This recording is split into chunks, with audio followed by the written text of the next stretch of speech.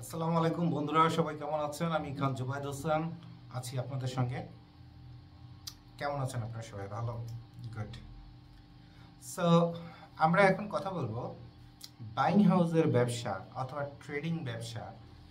এই ব্যবসাটা অ্যাকচুয়ালি কি ব্যবসা, কিভাবে করতে হয়, ব্যবসা করার ঝামেলা কোথায়, রিস্ক ফ্যাক্টর কোথায়, সাকসেস কি পরিমাণ, কয় দিনের মধ্যে প্রাড়তে ঘুরতে পারবেন, কয় দিনের মধ্যে দেশ বিদেশ ঘুরতে পারবেন, সব কিছু আপনাদের বলে দিব। বাট খুব মন দিয়ে শুনতে হবে। দেখেন, আমরা সবসময় অ্যাবিলিটির কথা চিন্তা করি, অর্থাৎ অ্যাবিলিটি অর্থ কি? সামর্থ্য।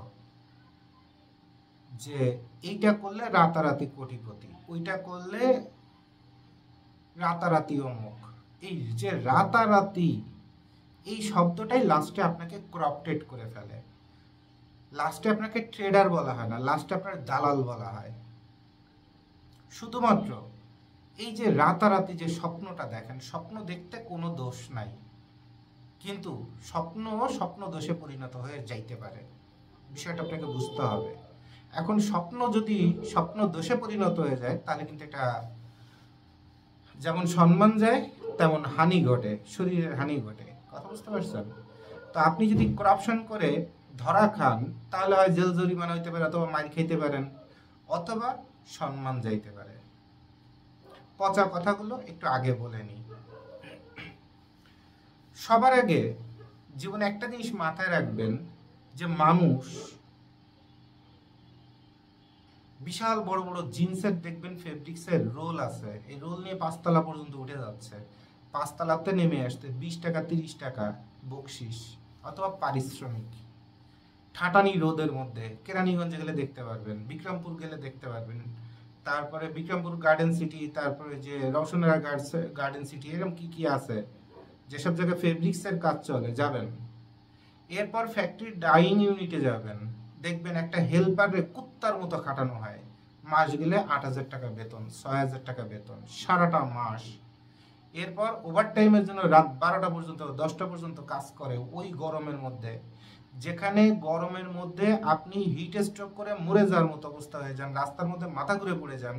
আর সেইখানে ওভারটাইম করলে প্রতি ঘন্টায় 10 টাকা 20 টাকা পাবে, অথবা 30 টাকা করে পাবে প্রতি ঘন্টায়। ওই 30টা টাকার জন্য, যেখানে 1 কাপ 2 কাপ চা খেলে, একটা চা একটা সিগারেট খেলে 30 টাকা শেষ, সেখানে 30 টাকার জন্য মাথার ঘাম পায়ে ফেলে কলিজাটা পুড়ায় ডাইং ইউনিটে অথবা অন্য বিভিন্ন স্টোর ইউনিটে, বিভিন্ন ইউনিটে যন্ত্রের শব্দ, মেশিনের গরম, ওয়েদারের গরম, মানে খালি মা বলে চিৎকার দিয়ে কাঁদতে পারে না। এই পরিশ্রমটা করে তারপরে 30 টাকা অথবা 60 টাকায় 1 ঘন্টা ইনকাম করে একটা হেল্পার। তাহলে টাকার কত মূল্য!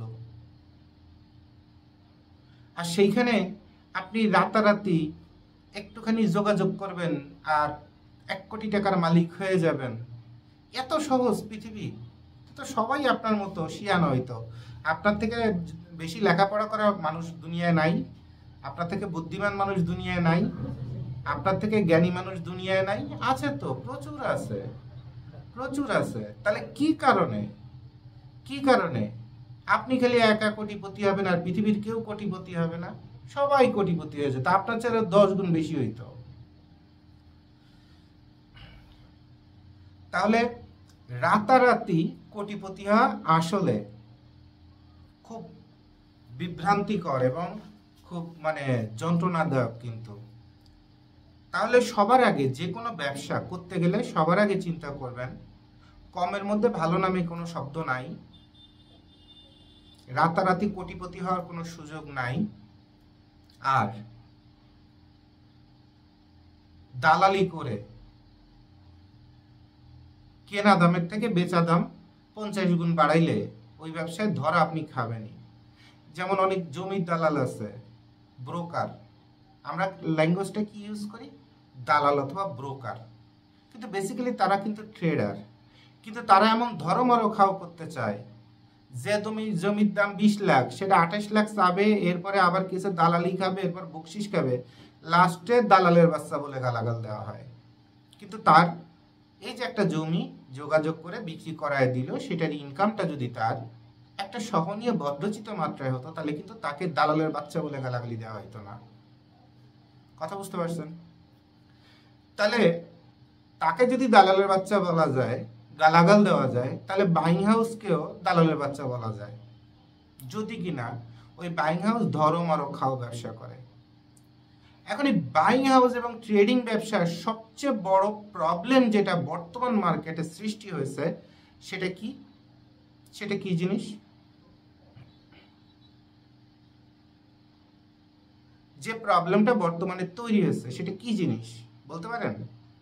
আপনার বিবেক দিয়ে বলেন তো। কি ব্যাংক এলসি দেয় না সেটা? রাজনৈতিক সমস্যা? ওয়ার্কার সমস্যা? কোনটা সমস্যা?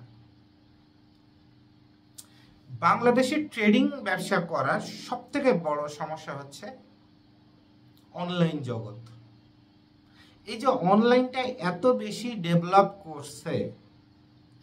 ডেভেলপ করছে এবং এতটা পৃথিবীকে উন্মুক্ত করে দিছে যে মনে করেন এই গেঞ্জিটা বায়ার বানাতে চায়, আমি যে গেঞ্জিটা পরে আছি এটা বায়ার বানাতে চায়। এখন এই গেঞ্জিটা যখন স্যাম্পল আকারে ছবি অথবা ডিটেলস সবকিছু যখন আপনি বাইং হাউস আপনার কাছে পাঠায় দিল, এবার আপনি যাবেন ফ্যাক্টরির কাছে নিয়ে যে ভাই এই গেঞ্জিটা বানানো যাবে, তখন ফ্যাক্টরিতে লেবেলটাই দেখবে এখানে কি লেবেল লাগানো আছে। কথার কথা, এখানে লেবেল লাগানো আছে H&M, অথবা এখানে দেওয়া আছে XYZ কোম্পানি। এখন বার গুগলে, ফেসবুকে, ইনস্টাগ্রামে, নর্মালি গুগলে লিখলেই হয়ে যায়, গুগল, ইয়াহু, তারপরে MSN, এইসব সার্চ ইঞ্জিনে লিখলেই হয়ে যায় যে XYZ ফ্যাশন লিখে সার্চ দাও। এখন ওই XYZ ফ্যাশন মিলতে দেখা যাবে যে এই কোম্পানিটা তার, কারণ প্রতিটা কোম্পানি তো অনলাইনে এখন ব্যবসা বাড়াইছে, গুগল ম্যাপে তার নাম এনলিস্টেড করছে। তো এখন এই বায়ারকে এখান থেকে লেবেল থেকেই খুঁজে পাওয়া গেছে। হয়তোবা তার মালিকের একটা আইডিয়া আছে লিঙ্কডিনে, এবার লিঙ্কডিনে তাকে নক করলো, স্যার আমরা, এটা কি আপনার ব্র্যান্ড? হ্যাঁ হ্যাঁ হ্যাঁ। এখন মানুষ যখন নিজের কোনো একটা কিছু বিদেশির কাছ থেকে জানতে পারে তখন তার ফিল অন্যরকম কাজ করে। স্যার এটা কি আপনার ব্র্যান্ড? ইয়েস, এটা আমার ব্র্যান্ড। তুমি এটা কোথায় পেলা, কি করলা, কিভাবে পেলা, তোমার পরিচয় কি? স্যার আমরা তো ম্যানুফ্যাকচারার, ডিরেক্ট ম্যানুফ্যাকচারার। স্যার আপনার এই লেভেল দিয়ে স্যার আমরা কি কিছু সুন্দর গেঞ্জি আপনাকে বানিয়ে দিতে পারি, অথবা আপনার কোনো কোয়েরি আছে? তখন দেখা যাবে বায়ার এই গেঞ্জিটাই তাকে ছবি পাঠা দিয়ে বলছে, হ্যাঁ আমি তো এটা বানাতে চাই, তুমি কি এটা বানাতে পারবা? আমি কয়েক জায়গায় চেষ্টা করছি, তুমিও তোমার রেটটা বলো। এখন ওই ফ্যাক্টরি অলরেডি এটা তো মনে করেন আপনার মাধ্যমে পাইছে, আর মেইন যে বায়ার, সে বায়ারকেও খুঁজে পেয়ে গেছে। এখন আপনি ফ্যাক্টরিকে বলছিলেন এই গেঞ্জিটা 200 টাকায় বানিয়ে দিতে পারবা, 10,000 পিসের অর্ডার। আর ও যখন বায়ারকে বলছে তখন বায়ারকে বলছে, স্যার আপনার টার্গেট প্রাইস কত? এখন বায়ার বলছে এটা আমি $6 হলে বানাবো। ও বলছে, স্যার আপনি $6 দিয়ে কেন বানাবেন? স্যার এটা $5.5 খুব সুন্দরভাবে হয়ে যাবে স্যার, আপনার $6 খরচ করার প্রয়োজন নাই। তাহলে এবার দেখেন, আপনি ট্রেডার, আপনি এই মালটা ফ্যাক্টরির কাছে গেছিলেন কত টাকা দিয়ে? $2 দিয়ে বানাতে চাইছিলেন, আর $3 খেয়ে ফেলতে চাইছিলেন, অথবা $4 খেয়ে ফেলতে চাইছিলেন। কথা বুঝতে পারছেন? আপনি হচ্ছেন বাইং হাউস অথবা ট্রেডার, আপনি বাইরের কাছে $6 প্রাইস বলছেন, ফ্যাক্টরি প্রাইস দিচ্ছেন $2। আর ফ্যাক্টরি এবার কি করলো? ফ্যাক্টরিটা বাইর করলো, স্যার $6 এত লাগবে কেন, আমরা তো ডিরেক্ট ফ্যাক্টরি স্যার, আমরা $5.5 আপনাকে করে দিতে পারবো। তাই? ওকে ফাইন, তাহলে তুমি স্যাম্পল মানে আমাকে একটু দেখাও। এই যে দেখেন স্যার আমাদের ফ্যাক্টরি, এই স্যার আমাদের স্যাম্পলের কোয়ালিটি, আমাদের পুরনো কোনো কাজের উদাহরণ দেখতে চান স্যার? এই যে স্যার আমাদের কাজের কোয়ালিটি। এবার বায়ারের তো কলিজা ভরে গেছে, বায়ার সবসময় চাই একদম গোড়ায় যাইতে, পেমেন্টটা ফ্যাক্টরিকে দিতে। বায়ার ওই ফ্যাক্টরিকে দিয়ে যে বাস মারাটা খায়, ম্যাক্সিমাম যারা ধান্দাবাজ ব্যবসায়ী ফ্যাক্টরি, যে মাল কোয়ালিটি নাই, এরপরে কিউসিতে টাকা ঘুষ দিয়ে বাইরে মাল পাঠায় দেয়, কার্টুনের জায়গা অতিরিক্ত পড়ে আছে ওর মধ্যে কুটো ভরে পাঠায় দিছে, এমনও অনেক ঘটনা আছে, বড়ই ভরে পাঠায় দিছে। কথা বুঝতে পারছেন? তা ঘটনা হলো যে দেখেন, ফ্যাক্টরি যদি খারাপ হয় তাহলে ওই বাইরে ধুয়ে পারলে খেয়ে 3rd ক্লাস মাল বানায় দিয়ে মনে করেন ওই বাইরে বসায় দিবে। আর ফ্যাক্টরি যদি ভালো হয়ে বসে আর ওই বায়ারটা যদি ওই মাল নিয়ে যদি সন্তুষ্ট হয়, ওই বায়ার ওই ফ্যাক্টরিকে আর ছাড়বে না, ওর যত অর্ডার আছে ওই ফ্যাক্টরিকে দিতে থাকবে, আর ওই ফ্যাক্টরি খালি রাতারাতি উন্নতি হতে থাকবে। কারণ সে তখন কাজ শেষ করে পারবে না। তাহলে এই সবগুলো প্রাইভেসির প্রবলেমটা কোথা থেকে জন্ম নিল? এই যে ট্রেডিং এর মধ্যে বেইমানিটা কিভাবে জন্ম নিল, এটার মধ্যে ঘোড়া ডিঙায় ঘাস খাওয়াটা কিভাবে জন্ম নিল, এভাবে আপনাকে সাইড আউট করাটা কিভাবে জন্ম নিল? জন্ম নিল হচ্ছে আপনার এই যে অনলাইন জগৎ। এই জগৎটা আগের কালে মানুষ যখন এরকম স্যাম্পল বানায় ট্রলি ভরে ভরে ব্যাগ ভরে ভরে বিদেশে রাস্তায় রাস্তায় ঘুরে ঘুরে কিছু কাজ নিয়ে আসতো, মালিকের কাজ এনে ফ্যাক্টরি জিএমকে অথবা ম্যানেজারকে বুঝাই দিত, মালিক ওটা ফ্যাক্টরি প্রোডাকশন করে ওভাবে মালটা পাঠিয়ে দিত। তখনের ওই যুগ, তখনের মানুষের শিক্ষা। আর এই গত 10 বছরে মোবাইল হাতে আসার পরে আর অনলাইন প্ল্যাটফর্মগুলো তৈরি করার পরে এখন একটা ফ্যাক্টরি হেল্পারও একটা বায়ারের কন্ট্যাক্ট নাম্বার খুঁজে বের করে ফেলে দেয়। অনেক গার্মেন্টস আছে মার্চেন্ডাইজারে বলবেন ও সে লেখাপড়া করা আতেল, একটা বায়ারের লেভেল দিলে ওই লেভেল ধরে বাইরে খুঁজতে পারে না, কিন্তু ফ্যাক্টরি একটা হেল্পার, ও আগে ছিল এলাকার বদমাইশ, প্রেম করতে 100টা, অনলাইনে গুতানোর ওস্তাদ। ওরা যদি কন যে এই লেভেলটা ধরে দেখবি বাইরে খুঁজে পাইস নাকি অনলাইনে, ওই হেল্পারই খুঁজে বের করে দেয়, মার্চেন্ডাইজারের বাপরেও খুঁজে পায় না। এরকমও বাস্তব ঘটনা আছে, অসংখ্য আছে, বুড়ি বুড়ি আছে, যে একটা হেল্পার বাইরে খুঁজে বের করছে, কিন্তু মার্চেন্ডাইজিং ম্যানেজারও খুঁজে বের করতে পারে না। সে মোবাইলের কোন জায়গায় কোন অপশন সেটাও জানে না। কথাগুলো বুঝতে পারছেন? খুব ইন্টারেস্টিং কিছু কথা বলছি, রিয়েল লাইফ কথা। এখন যারা মার্চেন্ডাইজিং ম্যানেজার আছেন চিন্তা করেন জয়েদ ভাই আপনি তো আমার বিশাল একটা ইনসার্ট করলেন। No, this is reality. You guys are damn smart, আপনি অসাধারণ স্মার্ট হইতে পারেন, বাট আমি ওভারঅল স্ট্যান্ডার্ডের কথা বলছি।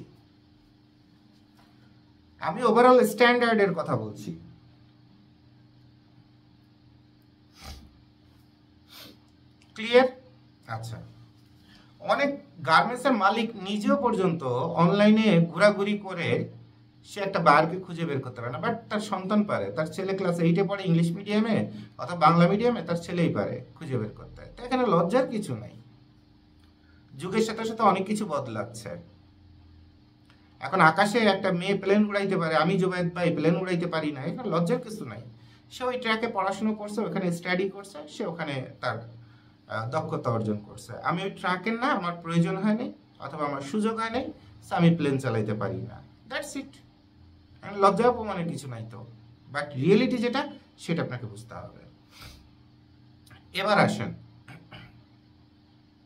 তাহলে এখন একটা বায়ারের লেভেলের থেকে শুরু করে সবকিছু যেহেতু গুরুত্বপূর্ণ, একটা হ্যাংট্যাগ থেকে শুরু করে সব গুরুত্বপূর্ণ, তাহলে আপনাকে ফ্যাক্টরি সিলেক্ট করলে সেভাবেই সিলেক্ট করতে হবে যে ফ্যাক্টরি আপনার সাথে বেইমানি করবে না। আর ফ্যাক্টরি মালিক জন্মই নেয় বেইমানি করে।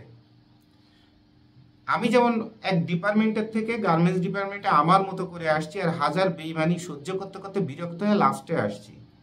আমি গার্মেন্টসে কাজ শিখে চাকরি করে তারপরে গার্মেন্টসের ব্যবসা আসি নাই, গার্মেন্টসের উপর পড়াশুনো করে গার্মেন্টসে আসি নাই।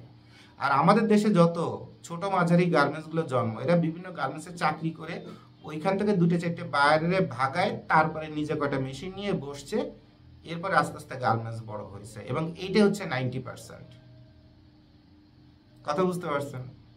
এরপরে টাকা পয়সার দরকার, 2-1জন ইনভেস্টরে ম্যানেজ করছে, হয়তো ওই বাইরে ইনভেস্ট করছে, অথবা এলাকার ভাই ব্রাদার আত্মীয় স্বজনের মধ্যে ইনভেস্ট করছে, অথবা ব্যাংকের থেকে লোন নিছে, সেটা পরবর্তী তার স্টেপ। কিন্তু তার শুরুটা গার্মেন্টসের থেকে বেইমানি করে, যে স্যার এই গার্মেন্টসে এই মালটা, আমি তো দীর্ঘদিন ধরে এই গার্মেন্টসে চাকরি করি, আপনার এই প্রোডাকশনটা করি, স্যার এটা তো $6 করে করেন, আপনি যদি কিছু ইনভেস্টমেন্ট করতেন তাহলে একটা কয়টা মেশিন নিয়ে কয়টা লোকজন নিয়ে এ মাল আমি আপনার $4.5 বানাই দিতাম, $1.5 করে সেভ হইতো। তাহলে স্যার আপনি যদি ইনভেস্ট করতে পারেন তাহলে স্যার আমি একটা ফ্যাক্টরি দাঁড় করাই।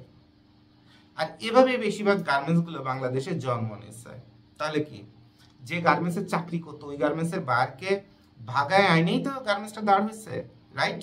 ওখান থেকে বেতন খাইছে, ফ্যাসিলিটিস খাইছে, ওভারটাইম খাইছে, গার্মেন্টসের শ্রমিকের যত সুযোগ সুবিধা আছে সব কিছু নিয়েছে, উল্টে আরও তার বারটা ভাগায় নিয়ে চলে আসছে। তাহলে এটাকে নেমোখারামিই বলে, বেইমানিই বলে। তাহলে বাংলাদেশের 90% গার্মেন্টসের জন্ম কিন্তু বেইমানি করে, এটা আপনাকে মাথায় রাখতে হবে। তাহলে ফ্যাক্টরির মালিক যদি বেইমানি করেই যদি জন্ম নেয়, তো তার শরীরের মধ্যেই তো বেইমান শব্দটা আছে। সো সে যখন একটা বায়ারকে খুঁজে পাবে, ডিরেক্ট বায়ারকে, ও বায়ারের পাও চেটে দিবে, ওই বায়ার যদি কয় যে ভাই আমার একটু আলুর দোষ আছে, আমার কিছু আলু খাওয়াও, ও নিজে হুজুর পীর সাহেবও যদি হয়, ও তারপরে কয়টা আলু মানে কয়টা সেমনি ম্যানেজ করে নিয়ে আসবে আইনে।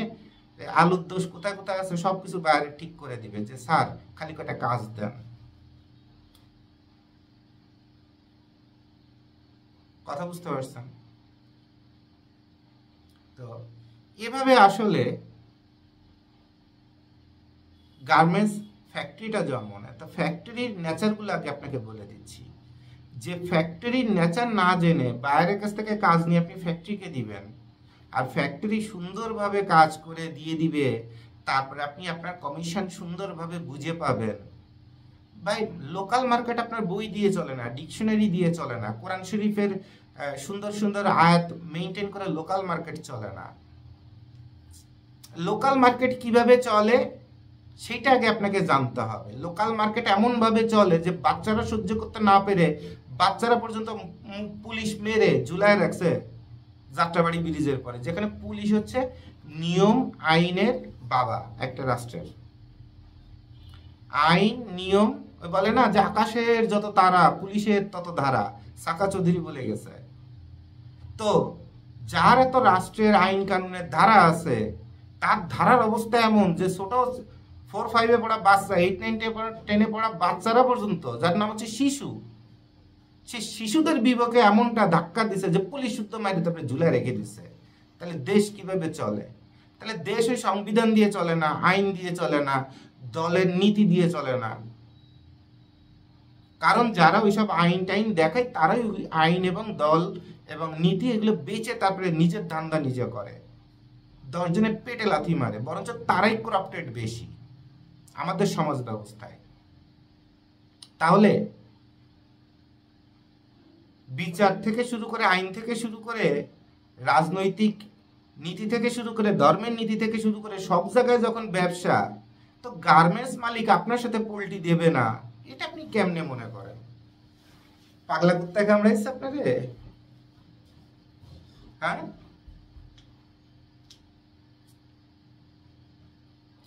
আমি তো আপনাদের দেখাই দিছি লক্ষ লক্ষ বায়ার।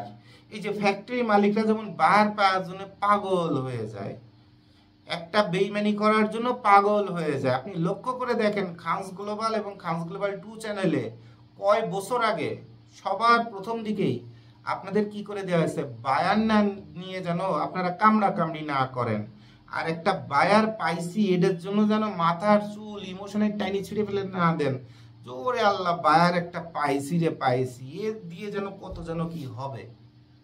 বায়ার যে খুব সিম্পল জিনিস, একটা বায়ার পাওয়া, সেইটা সবার আগে আপনাদের আমি শিখাই দিছি। জানো আপনার হাতের কাছেই হাজার হাজার না লক্ষ লক্ষ বায়ার আছে, তো কি কারণে আপনি বেইমানিটা করবেন? দরকার নাই তো। একজন ট্রেডার, সে ট্রেড করতে আসছে, আপনি ফ্যাক্টরি মালিক, কথা কথা আমি ফ্যাক্টরি মালিক, এখন আপনি আসছেন আমার কাছে একটা বায়ারের কিছু তথ্য নিয়ে, বা এই কাজটা করা যাবে, যাবে, কয় টাকা লাগবে, এই কয় টাকা লাগবে, আচ্ছা ঠিক আছে, এর সাথে সামান্য কিছু অ্যাড করে আপনি কাজটা নিয়ে আসলেন, আমি কাজটা করে দিলাম, আমিও দুটো রুজি রোজগার পাইলাম, আপনি দুটো রুজি রোজগার পাইলেন। আমারও ঘরের ছোট্ট 2টা বাচ্চা আছে, আপনারও 2টা বাচ্চা আছে, আপনার একটা পরিবার আছে, আমারও পরিবার আছে। তাহলে 2 ভাইতে অথবা 2 ভাই বোনে মিলে 2 টাকা কামাই করে ভালো থাকি, যে যার মতো করে। তো এই যে ছোট লোকের মানসিকতাগুলো যেন ডেভেলপ না হয়, এই জন্য আমাদের ভিডিওর অনেক আগে আপনাদের বলে দিছি, কয় লক্ষ বায়ার চান, আপনার হাতের কাছেই বায়ার নিয়ে আমার পিছনে ঘোরার দরকার কি? একটা বাইং হাউসের 5 আটার দরকার কি? দরকার নাই, হিউজ পরিমাণ বায়ার। এরপরে আপনাদের যে স্টেপটা শিখাই দিছি, যে আগে ছিল বায়ার মানে কি জানো কি, বায়ার আসলে তার পাও চাটতে হবে, এবং লোকাল ভাষায় বলে দিই যে বায়ারের সোনাটাও চাটতে হবে। মাইন্ড সেটআপটা এরকম। বাংলাদেশে এখনো এই যুগে অন্তত 80% মার্চেন্ডাইজারকে আমি দেখাইতে পারি যারা ডিরেক্ট বলে মাই বায়ার ইজ অলওয়েজ রাইট। তা আমার এখানে একটা মেয়ে মার্চেন্ডাইজিং এ কাজ করতো, তো আসছিল খুব হাই পারফরমেন্স করবে, তো লাস্টে এসে চলে গেল, যেটা বাধ্য হলো। তো একদিন ফ্যাক্টরিতে দেখতেছি কিছু বায়ার আসছে, তার কিছু বায়ার ফ্যাক্টরিতে একটা স্যাম্পল দিচ্ছে। এখন এই স্যাম্পলটা সে স্যাম্পল ম্যানকে বলছে যে এইভাবে ডেভেলপ করেন, বায়ার ঠিক যেভাবে স্যাম্পল দিচ্ছে এভাবেই ডেভেলপ করেন। তা আমি দূরে থেকে বসে বসে ফলো করতেছি, দেখি মেয়েটা কি করে। সে মার্চেন্ডাইজিং এ দক্ষ এবং একসময় ফ্যাক্টরি মালিকও ছিল, তো তার ফ্যাক্টরি বসে গেছে। তো অসংখ্য মার্কেটে বিশাল জ্ঞানী ব্যক্তি, বুদ্ধিদাতা পাবেন, যারা আপনাকে বলবে স্যার এই ফ্যাক্টরি যদি আমার পরে দায়িত্ব দিন, রাতারাতি হ্যান ত্যান করে ছেড়ে দিব, মানে ফ্যাক্টরিতে বেচতে পাঠাই দিব। আসলে ফ্যাক্টরি বেচতে অথবা দোজকে চলে যাওয়ার মতো অবস্থা হয়ে যায়। তো এরকম জ্ঞানী গুণী ব্যক্তিদের দেখবেন হিস্ট্রিতেও আছে, তারা একসময় ছোটখাটো ফ্যাক্টরি মালিকও ছিল, কিন্তু দেউলিয়া হয়ে গেছে। তা দেউলিয়া হয়েছেন কি কারণে? এত কিছু জানাশোনা বোঝার পরেও। এই কোশ্চেনটা আমি কখনো করি না, আমি সুযোগ দিই মানুষকে। তাহলে কোশ্চেনটা হলো যে বায়ার স্যাম্পল দিছে, সে বলছে বায়ারের স্যাম্পল ঠিক যেভাবে আছে এভাবেই বানায় দিতে হবে, তা না হলে চলবেই না। তো স্যাম্পল বানাইছে, এবার বায়ার এটাকে রিজেক্ট করছে, না এটা হয় নাই, কেন যেন ভাল লাগতেছে না। তো এর পরের দিন বায়ার নিজেই চলে আসছে। এখন বায়ার আছে, স্যাম্পল ম্যান আছে, প্যাটার্ন ম্যান আসছে, প্লাস সে মেটা আছে। তারা চারজন মিলে আলোচনা করতেছে যে স্যার এইটাই ভাবে, স্যার আপনি তো যেভাবে বলছিলেন ওইভাবে। তা কথা খালি প্যাঁচ গোস লাগছে, তা আমার শরীরের মধ্যে বিষ বিষ করতেছে। কারণ এত ইনম্যাচিওর কথাবার্তা অথবা ইনম্যাচিওর কাজ আমি আমার জীবনে দেখি না অথবা করি নাই। তো আমি তখন সবাইকে থামায় কয়েকটা সমাধান দিলাম, দেওয়ার পরে বার বললো ভাই আপনি যেটা বলছেন ঠিক এইটুকুন হলেই চলবে, আর কিচ্ছু লাগবে না ভাই, we are very much happy. তো থ্যাংক ইউ ভাই বলে চলে গেছে। আর স্যাম্পলও দেখে নাই। এই স্যাম্পলটার কি কারেকশন হবে সেটা খালি আমি তাকে মুখ দিয়ে বলে দিছি জাস্ট 30 সেকেন্ডসের মধ্যে। বায়ার বলছে জবেদ ভাই আপনি যেটা বলছেন এইটা হলে আর কিচ্ছু লাগবে না ভাই, থ্যাংক ইউ, আপনি আছেন এখানে, আমরা চলে গেলাম, আমাদের কিচ্ছু দেখার দরকার নাই। এখন আমি তো গার্মেন্টস ট্রেডের মানুষ না, আমি গার্মেন্টস বানান করতে পারি না, অ্যাপারেল ম্যানেজমেন্টে পড়াশোনা করি নাই, মার্চেন্ডাইজিং এ পড়াশোনা করি নাই, ফ্যাশন ডিজাইনে পড়াশোনা করি নাই, টেক্সটাইল ম্যানেজমেন্টে পড়াশোনা করি নাই, ইন্ডাস্ট্রিয়াল ম্যানেজমেন্টে পড়াশোনা করি নাই। আমার সেক্টরটা কমপ্লিটলি আলাদা। আর ফ্যাক্টরিতে যে মেয়েটা কাজ করছে সে ফ্যাশন ডিজাইন এবং আপনার মার্চেন্ডাইজিং এর উপরে অনেক অনেক অনেক অনেক কোর্স কমপ্লিট করা, প্লাস নিজে এক সময় উদ্যোক্তা ছিল, ফ্যাক্টরি মালিক ছিল। তাহলে এই প্রবলেমটা বাঁধার পরে আমি ওনাকে একটা কথাই খালি জিজ্ঞাসা করলাম যে আপা আপনার এই যে বায়ার যে স্যাম্পলটা দিচ্ছে, এই স্যাম্পলটাতে যে ফল্ট আছে সেটাকে আপনি দেখেছেন? জি স্যার দেখেছি। আচ্ছা না আপনি দেখেন নাই, এই ফলটা যখন আমি আলোচনা করে দিছি তারপর আপনার চোখে পড়ছে। তো এই যে ফলটা বায়ারের স্যাম্পলে আছে, বায়ার আপনাকে স্যাম্পল দিয়েছে, বায়ারের স্যাম্পল অলওয়েজ রাইট, আপনি কথাটা বলছেন, আপনার কাছে কি মনে হয় যে buyer is always right? So sir definitely sir, বায়ারই স্বর্গ, বায়ারই সব কিছু, বায়ার যদি ভুলও বলে স্যার সেইটাই স্যার রাইট। আমি তখন একটু মেজাজটা খারাপ করে, মেয়ে মানুষ টানুষ আর আমার সেন্সে ছিল না, কারণ 2 দিন ধরে এইসব কাহিনী দেখতেছি। তো তা আমি গেছি কোন মাদার চোদে আপনার এইসব শিখাইছে, your buyer is always right. তো মেয়েটা লজ্জা পেয়ে মাথা নিচু করে আছে। কোন আবালে আপনারা শেখাইছে your buyer is always right? গার্মেন্টসে যদি কোনো শিক্ষক এটা শিখায় থাকে, ওটা শিক্ষকের কোনো জাতের ক্যাটাগরির মধ্যে পড়ে না। বায়ারের একটা ওয়ার্ডার শিটে 2.0 জায়গায় 0.20 হয়ে যেতে পারে, টাইপিং মিস্টেক হতে পারে, 2 এর জায়গায় 20 হইতে পারে, কথার কথা এটা 20 আছে, টাইপিং মিস্টেকে 200 হয়ে যেতে পারে। এখন আপনি কি স্যাম্পলটা 200 ইঞ্চি বড় করবেন? আপনার কমন সেন্স নাই, কমন সেন্স নাই। বায়ার যদি একটা ফল্ট স্যাম্পল যদি আপনাকে দেয়, তাহলে বায়ারের ফল্ট স্যাম্পলটার মতো আপনি কিছু তৈরি করার চেষ্টা করবেন, যদি কোনো ওরকম অ্যাবনর্মাল বড় সড়ো কিছু না হয়ে যায়। কথার কথা বায়ারি গেঞ্জিটা পলোটা দিয়েছে, কলারটা এরকম একটু বাঁকা আছে, বায়ার আপনাকে বলে দিচ্ছে আমার যা আছে ঠিক তাই হলে আমি সন্তুষ্ট। আপনাকে তাকে বলতে হবে স্যার আপনার এই যে স্যাম্পল আপনি আমাদের দিচ্ছেন, এই স্যাম্পল কই পাইছেন? এটা কি আপনার স্যাম্পল ম্যান বানাইছে? স্যার এটা কি স্যাম্পল ম্যান? এটা কলার বাঁকা বানাইছে, উঁচু নিচু বানাইছে, এটা কি স্যাম্পল ম্যান? এরকম স্যাম্পল ম্যান নিয়ে স্যাম্পল বানাবেন আপনি বাইং হাউস করছেন, স্যার আপনার তো মান সম্মান নিয়ে 2 দিন পরে টানাটানি বাঁধবে। আর এসব বগিচগি মাল যখন দিবেন তখন তো ওই যে বস্তি কোয়ালিটির ফ্যাক্টরি বলবে স্যার মাল বানাইতে পারবো, কারণ সে তো দেখতেছে যে আপনার মালের কোয়ালিটি নেই, অর্থাৎ আপনি নিজেই কোয়ালিটি বুঝেন না, আপনি বাইং হাউসের এমডি হয়েছেন। স্যার এইসব বকিঝকি কাজকাম করেন না, আপনার এই কলার টলার এগুলো বাঁকা আছে, এগুলো আমি ঠিকঠাক করে আমার মতো করে, আপনি যদি বলেন আপনার যেটা আছে ওইটাই রাইট, ওইটা একটা বানাই দিচ্ছি, আর ওইটা অরিজিনালি কোয়ালিটি বানাতে গেলে কি হবে, প্রয়োজনে আরেকটা স্যাম্পল, দুইটা স্যাম্পল বানায় আপনাকে আমি দিচ্ছি। আপনাকে আমি দুইটা স্যাম্পল বানায় দিচ্ছি। এই দুইটা স্যাম্পল আপনি দেখেন, আপনি আমাকে যে স্পেক শিট দিছেন অথবা যে স্যাম্পল দিছেন, এই যে ঘোড়ার ডিম দিছেন, আই এম নট হ্যাপি। আমি এত থার্ড ক্লাস কাজ করি না।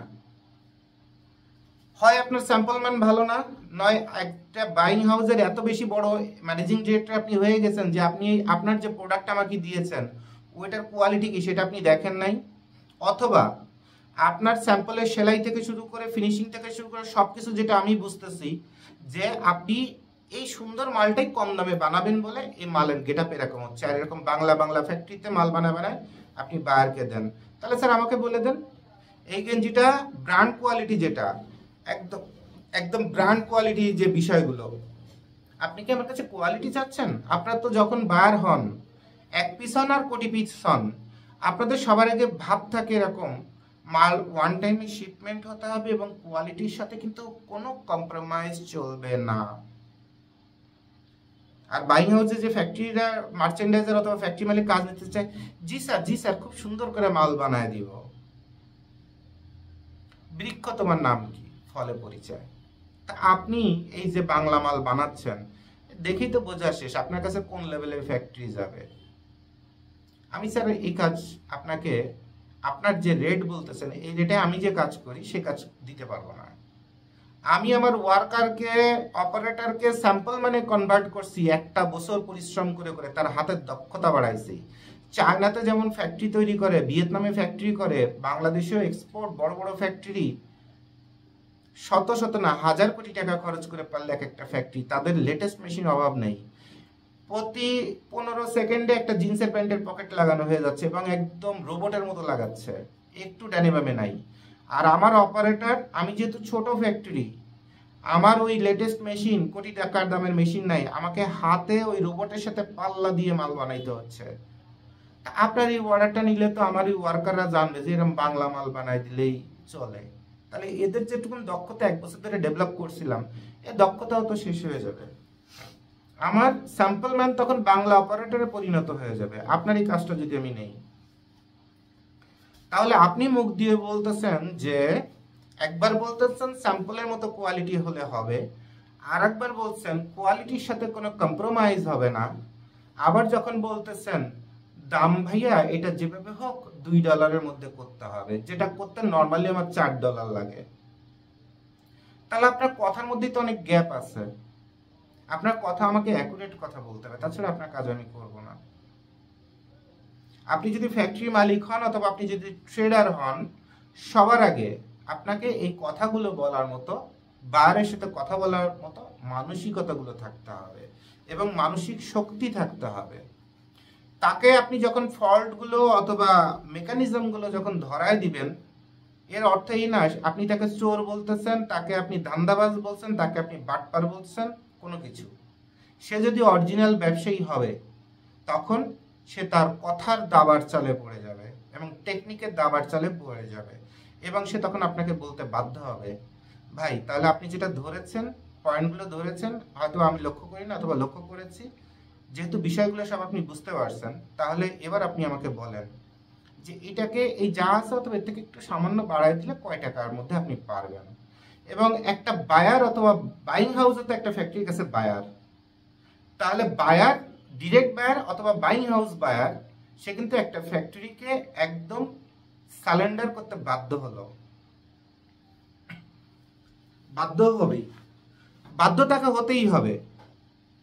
কারণ এখন এই টেকনোলজির যুগে, শিক্ষার যুগে, আগের মতো যখন মানুষ কোনো কিছু জানতো না, যেমন আমার ভিডিওর আগেই সাধারণ মানুষ গার্মেন্টসের কি জানতো বলেন?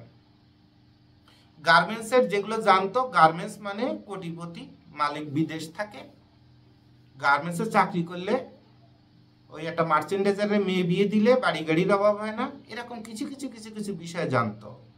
আর গার্মেন্টসের মধ্যে দিয়ে স্টক লট নামাইতে পারলে একটু ভালো ব্যবসা করা যায়, এগুলো জানতো। এর বাইরে গার্মেন্টসের যত ইনসাইড আউটসাইড, অর্থাৎ ভিতরে বাইরের কত সিক্রেট অথবা কত টেকনিক্যাল কত কিছু আছে, এবং একটা টেকনিক্যাল বিপদে পড়লে সেখান থেকে কোন টেকনিক খাটায় উদ্ধার হয়ে যাইতে হয়, সেগুলো আপনাকে কে শেখাইছে? গত 50 বছর কেউ শেখাইছে? সবাই খালি ব্যবসায়ী করে গেছে, কেউ শেখায় নাই। সারা পৃথিবীতে একজন মানুষের শেখায় নাই। বরঞ্চ আপনি যার সাথে 10 বছর ধরে যে মার্চেন্ডাইজিং ম্যানেজারের সাথে কাজ করতেছেন, এখনো তার সোনাটাই চেটে যাচ্ছেন, কিন্তু সে আপনারে কিছু শেখাচ্ছে না। কারণ শেখালেই তো সে আর আপনার সাথে ভাব মারতে পারবে না। তো আমি যেগুলো বলি খুব মন দিয়ে শিখবেন, পচা কথাগুলো বাদ দিবেন, রিয়েল পরিবেশ বোঝানোর জন্য আর মনের দুঃখ অথবা ক্ষোভ প্রকাশ করার জন্য মুখ দিয়ে 10 টাকা লাগাল বের হয়ে যায়।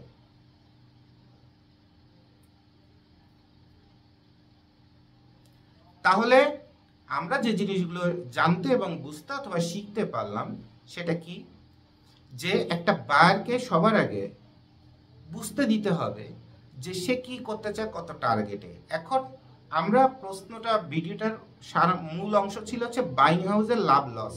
আমরা কিন্তু আশপাশের পরিবেশগুলো আগে বলে আসতেছি, গত 50 বছরে কি হয়েছে এবং বর্তমানে কি চলতেছে।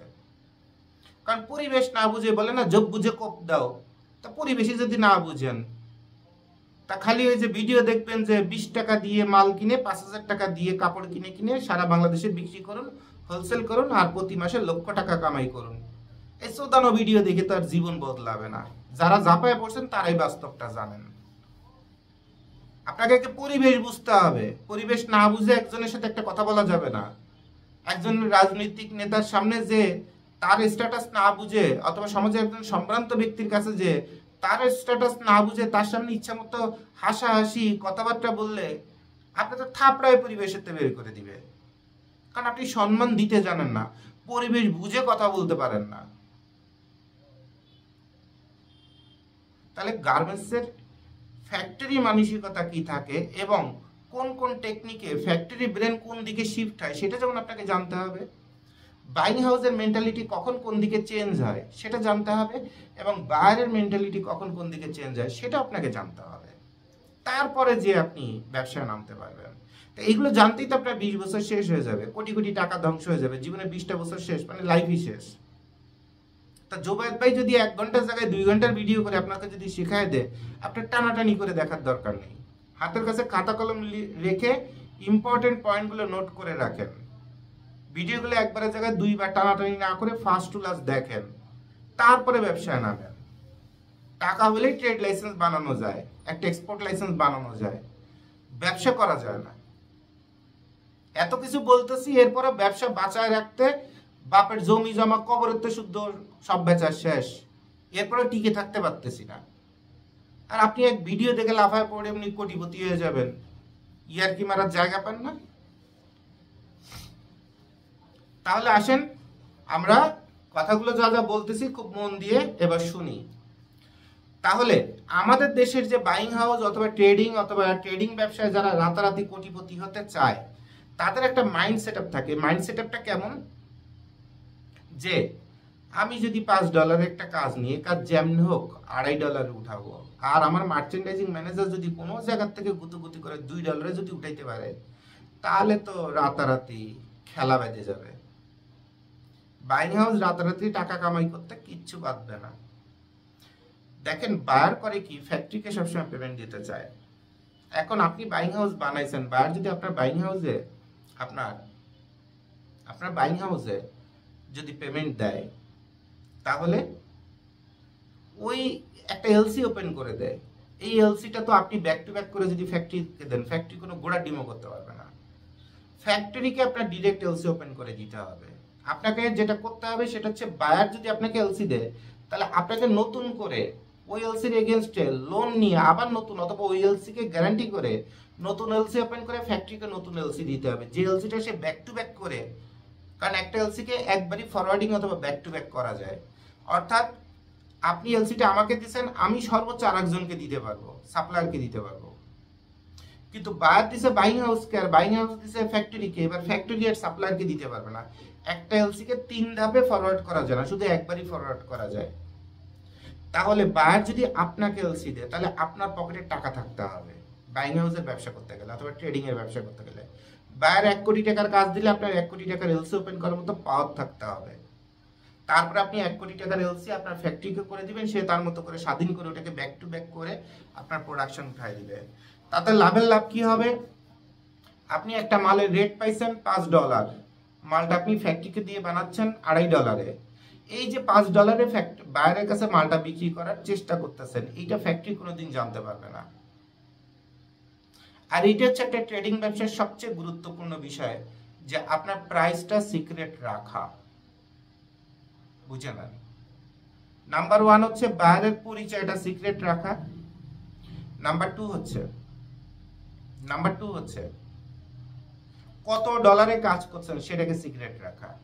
এখন এই জিনিসগুলো যখন অনলাইনে 10 বছর আগে যখন অনলাইনে জগৎ ছিল না, মানুষ এত ওয়েল ট্রেন্ড আপ ছিল না, তখন এগুলো চমৎকার ভাবে করা গেছে। কিন্তু এই যুগে এসে এইটা আর এত সহজে সম্ভব না। কথা বুঝতে পারছেন? কারণ বায়ারকে তো ফ্যাক্টরি ডিরেক্ট খুঁজে বের করে ফেলতেছে। আবার বায়ার বলতেছে বাইং হাউসকে, তুমি কোন ফ্যাক্টরিতে কাজ করাবা, ওই ফ্যাক্টরির প্রোফাইল তুমি আমাকে দাও। সে প্রোফাইলের সেই ফ্যাক্টরির এই এই এই এই সার্টিফিকেট আছে কিনা, সেই সার্টিফিকেট এবং তার প্রোফাইল, তার ক্যাপাসিটি, তার মেশিন ক্যাপাসিটি, তার প্রোডাক্টিভিটি, তার সব কিছু আমাকে আগে তুমি দাও। এখন বায়ার আটকায় দিচ্ছে কিভাবে বাইং হাউসকে, যে অর্ডার বসানোর আগেই তুমি আমাকে প্রোফাইল টোফাইল সবকিছু তোমাকে দিতে হবে, তারপরে আমি তোমার সাথে কথা বলবো। প্রবলেমটা বায়ার কোথায় বাধায় রাখছে, এবং বাইং হাউস দিলে, আপনি বাইং হাউসের মালিক হলে আপনি কোন জায়গাটায় ধরা। বায়ার বলছে আগে তুমি প্রোফাইল দাও, তোমার প্রোফাইল তো দিবা, সাথে ফ্যাক্টরি প্রোফাইল দিবা, এরপর আমি চিন্তা করে দেখবো যে ওর সাথে কাজ করবো কিনা, তারপর কোয়েরি টুয়েরি অর্ডার টু অর্ডার করে। আর বাইং হাউস যেটা বলতেছে সেটা হচ্ছে যে তোমাকে, তুমি ওই বিএসসি এর ডি গ্রেডের ফ্যাক্টরি চাইছো, আর কিসের ডি গ্রেড, আমি তোমার বি গ্রেডের ফ্যাক্টরি দেবো, আগে তুমি অর্ডারটা কনফার্ম করো। তাহলে আপনাকে বাইং হাউসের ব্যবসা করতে গেলে সবার আগে অর্ডারটাকে কনফার্ম করাইতে হবে, তারপরে ফ্যাক্টরি ট্যাক্টরি পরিচয় করা দিবেন।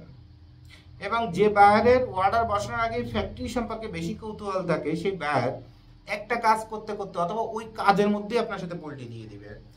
ফ্যাক্টরিকে বলবে যে তুমি কত ডলারে বানাচ্ছ, ফ্যাক্টরি বলে দেবে স্যার এটা তো আমার $2.5 মধ্যে বানাই দিবে স্যার, বায়ার আপনাকে দিছিল $6। তো বায়ার দেখতেছে মাল যা বানাবো তার 3 ভাগের 1 ভাগ টাকা দিয়ে আমার মাল হচ্ছে, তাহলে মালের কোয়ালিটি তো ফল করবে। তাহলে ফ্যাক্টরিকে বলে দে ওই একটু গ্যাঞ্জাম ফেসাদ করে ডিলে টিলে করে ওই মধ্যখানে যে দালাল আছে, ওই যে বাইং হাউস অথবা ট্রেডার, ওরে লাত্তি দিয়ে বের করো। আমি এই পাশে গালাগাল দেবো যে তুই 30 দিনে মাল দিতে পারিস না, কারণ আপনি 30 দিনের মধ্যে মাল বানাবেনই না।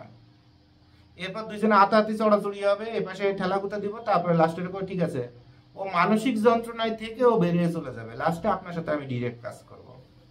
আর এটি হচ্ছে ইন্ডিয়ান বায়ার, ইরান বায়ার, শ্রীলঙ্কার বায়ার, মালয়েশিয়ার বায়ার, ফিলিপাইনের বায়ার, বর্তমানে মিডল ইস্টের বায়ার, সবচেয়ে বেশি কাজগুলো করছে ইরানের বায়ারগুলা, কারণ ওদের এই ইন্ডিয়ানরা হিসাব শিখাইছে, বাংলাদেশের দালালরা হিসাব শিখাইছে ওদের। কথা বুঝতে পারছেন? স্পেনের বায়ার এইসব কাহিনী শিখে গেছে, ডেনমার্কের বায়ার এইসব নাটক শিখে গেছে, বাস্তব উদাহরণ এবং প্রমাণ আছে, তারপরে কথা বলতেছি।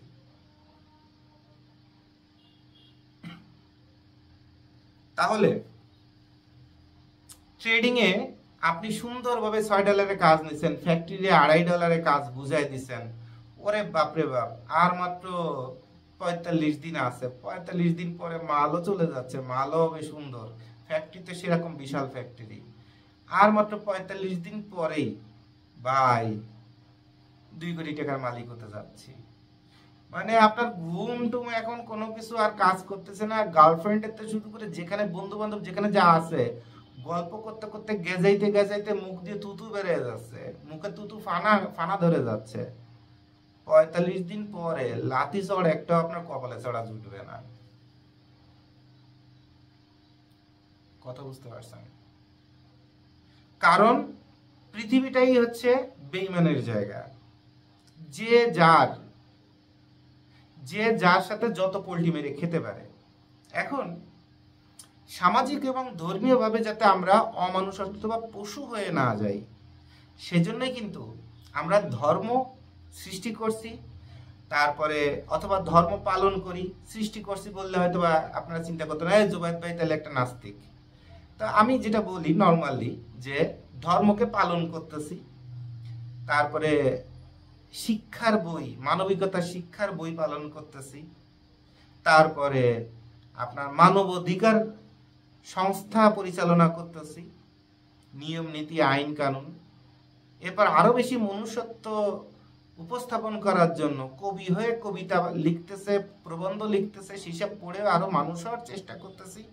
বাট আপনার ব্রেনে এটা কাজ করে না যে সৃষ্টিকর্তা একটা জীবকে তৈরি করছে আর একটা জীবকে মারার জন্য, অর্থাৎ সাপকে তৈরি করছে ব্যাঙে মারার জন্য, ব্যাঙে তৈরি করছে আপনার কাকে মারার জন্য, এটা পোকামাকড়কে মারার জন্য, অথবা একটা মাছকে মারার জন্য, ছোট মাছকে। সে ছোট মাছকে আবার তৈরি করছে পোকামাকড়ে মারার জন্য, পোকামাকড়কে তৈরি করছে যেটা জীবনচক্র বলে, হ্যাঁ, ব্যাকটেরিয়া মারার জন্য। তাহলে দেখেন যে যাকে খাইতে পারতেছে সে বেঁচে থাকতেছে, এটা পৃথিবীর নিয়ম। এখন কেউ যদি আপনার সাথে বেইমানি করে, এটা তো সৃষ্টিকর্তার আইনটা বানায় দিছে। আপনারা কখনো গবেষণা করে দেখেন না যে সৃষ্টিকর্তাই বলে দিছে, হালাল ভাবে বলে দিছে যে তুমি তোমার থেকে দুর্বল যে আছে তারে মাইরে তারপরে তুমি বেঁচে থাকো। তা না হলে এই যে এই জীবন চক্র, বিজ্ঞান বইতে ছোটবেলায় পড়ছেন, জীবচক্র না জীবন চক্র না কি যেন একটা পড়ছিলাম, ভুলে গেছি। তা এই যে চক্রটা, খাদ্য চক্র না কি জীবন চক্র এরকম, তারপরে পুকুরের মধ্যে কি একটা উদাহরণ ছিল, পুকুর চক্র না এরকম কি, ভুলে গেছি। তো এই যে ঘটনাটা, ওখান থেকে কখনো খালি পড়েই গেছেন, কিন্তু কখনো ব্রেনটা কাটার নাই যে সৃষ্টিকর্তা আমাকে বানাইছে আরেকজনে মেরে তার উপরে উঠে বড় হওয়ার জন্য। তাহলে রাজনীতিতে যে একজন আরেকজনে মেরে ফেলে অথবা শর্ট দেয়, তাহলে এটা সৃষ্টিকর্তা তৈরি করে অসাধারণ সুন্দর একটা নিয়মকে সে ফলো করে, তাহলে উল্টে তার স্যালুট দেওয়া উচিত। অর্থাৎ মনুষ্যত্ব শব্দটাকে, সামাজিক মানুষ এই শব্দটাকে যদি বাদ দিতে চান, যদি পৃথিবীর বুকে আপনি চিন্তা করেন আমিও একটা প্রাণী, তাহলে ডেফিনেটলি আপনাকে কাউকে মেরেই আপনাকে খেয়ে বেঁচে থাকতে হবে।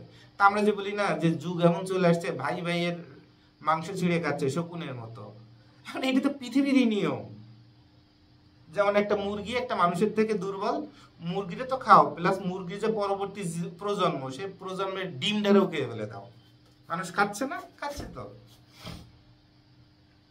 তাহলে ট্রেডিং ব্যবসা এমন ব্যবসা যে সৃষ্টিকর্তার যে নিয়ম, সেই নিয়মটাকে যদি মনুষ্যত্বতত্ত্ব এইসব নীতিচিতি বাদ দিয়ে যদি আপনি সৃষ্টিকর্তার নিয়মে, জীবনচক্রের নিয়মে যদি চিন্তা করেন, তাহলে এই যে পোল্টিবাজি করে এটা একদম 100% হালাল।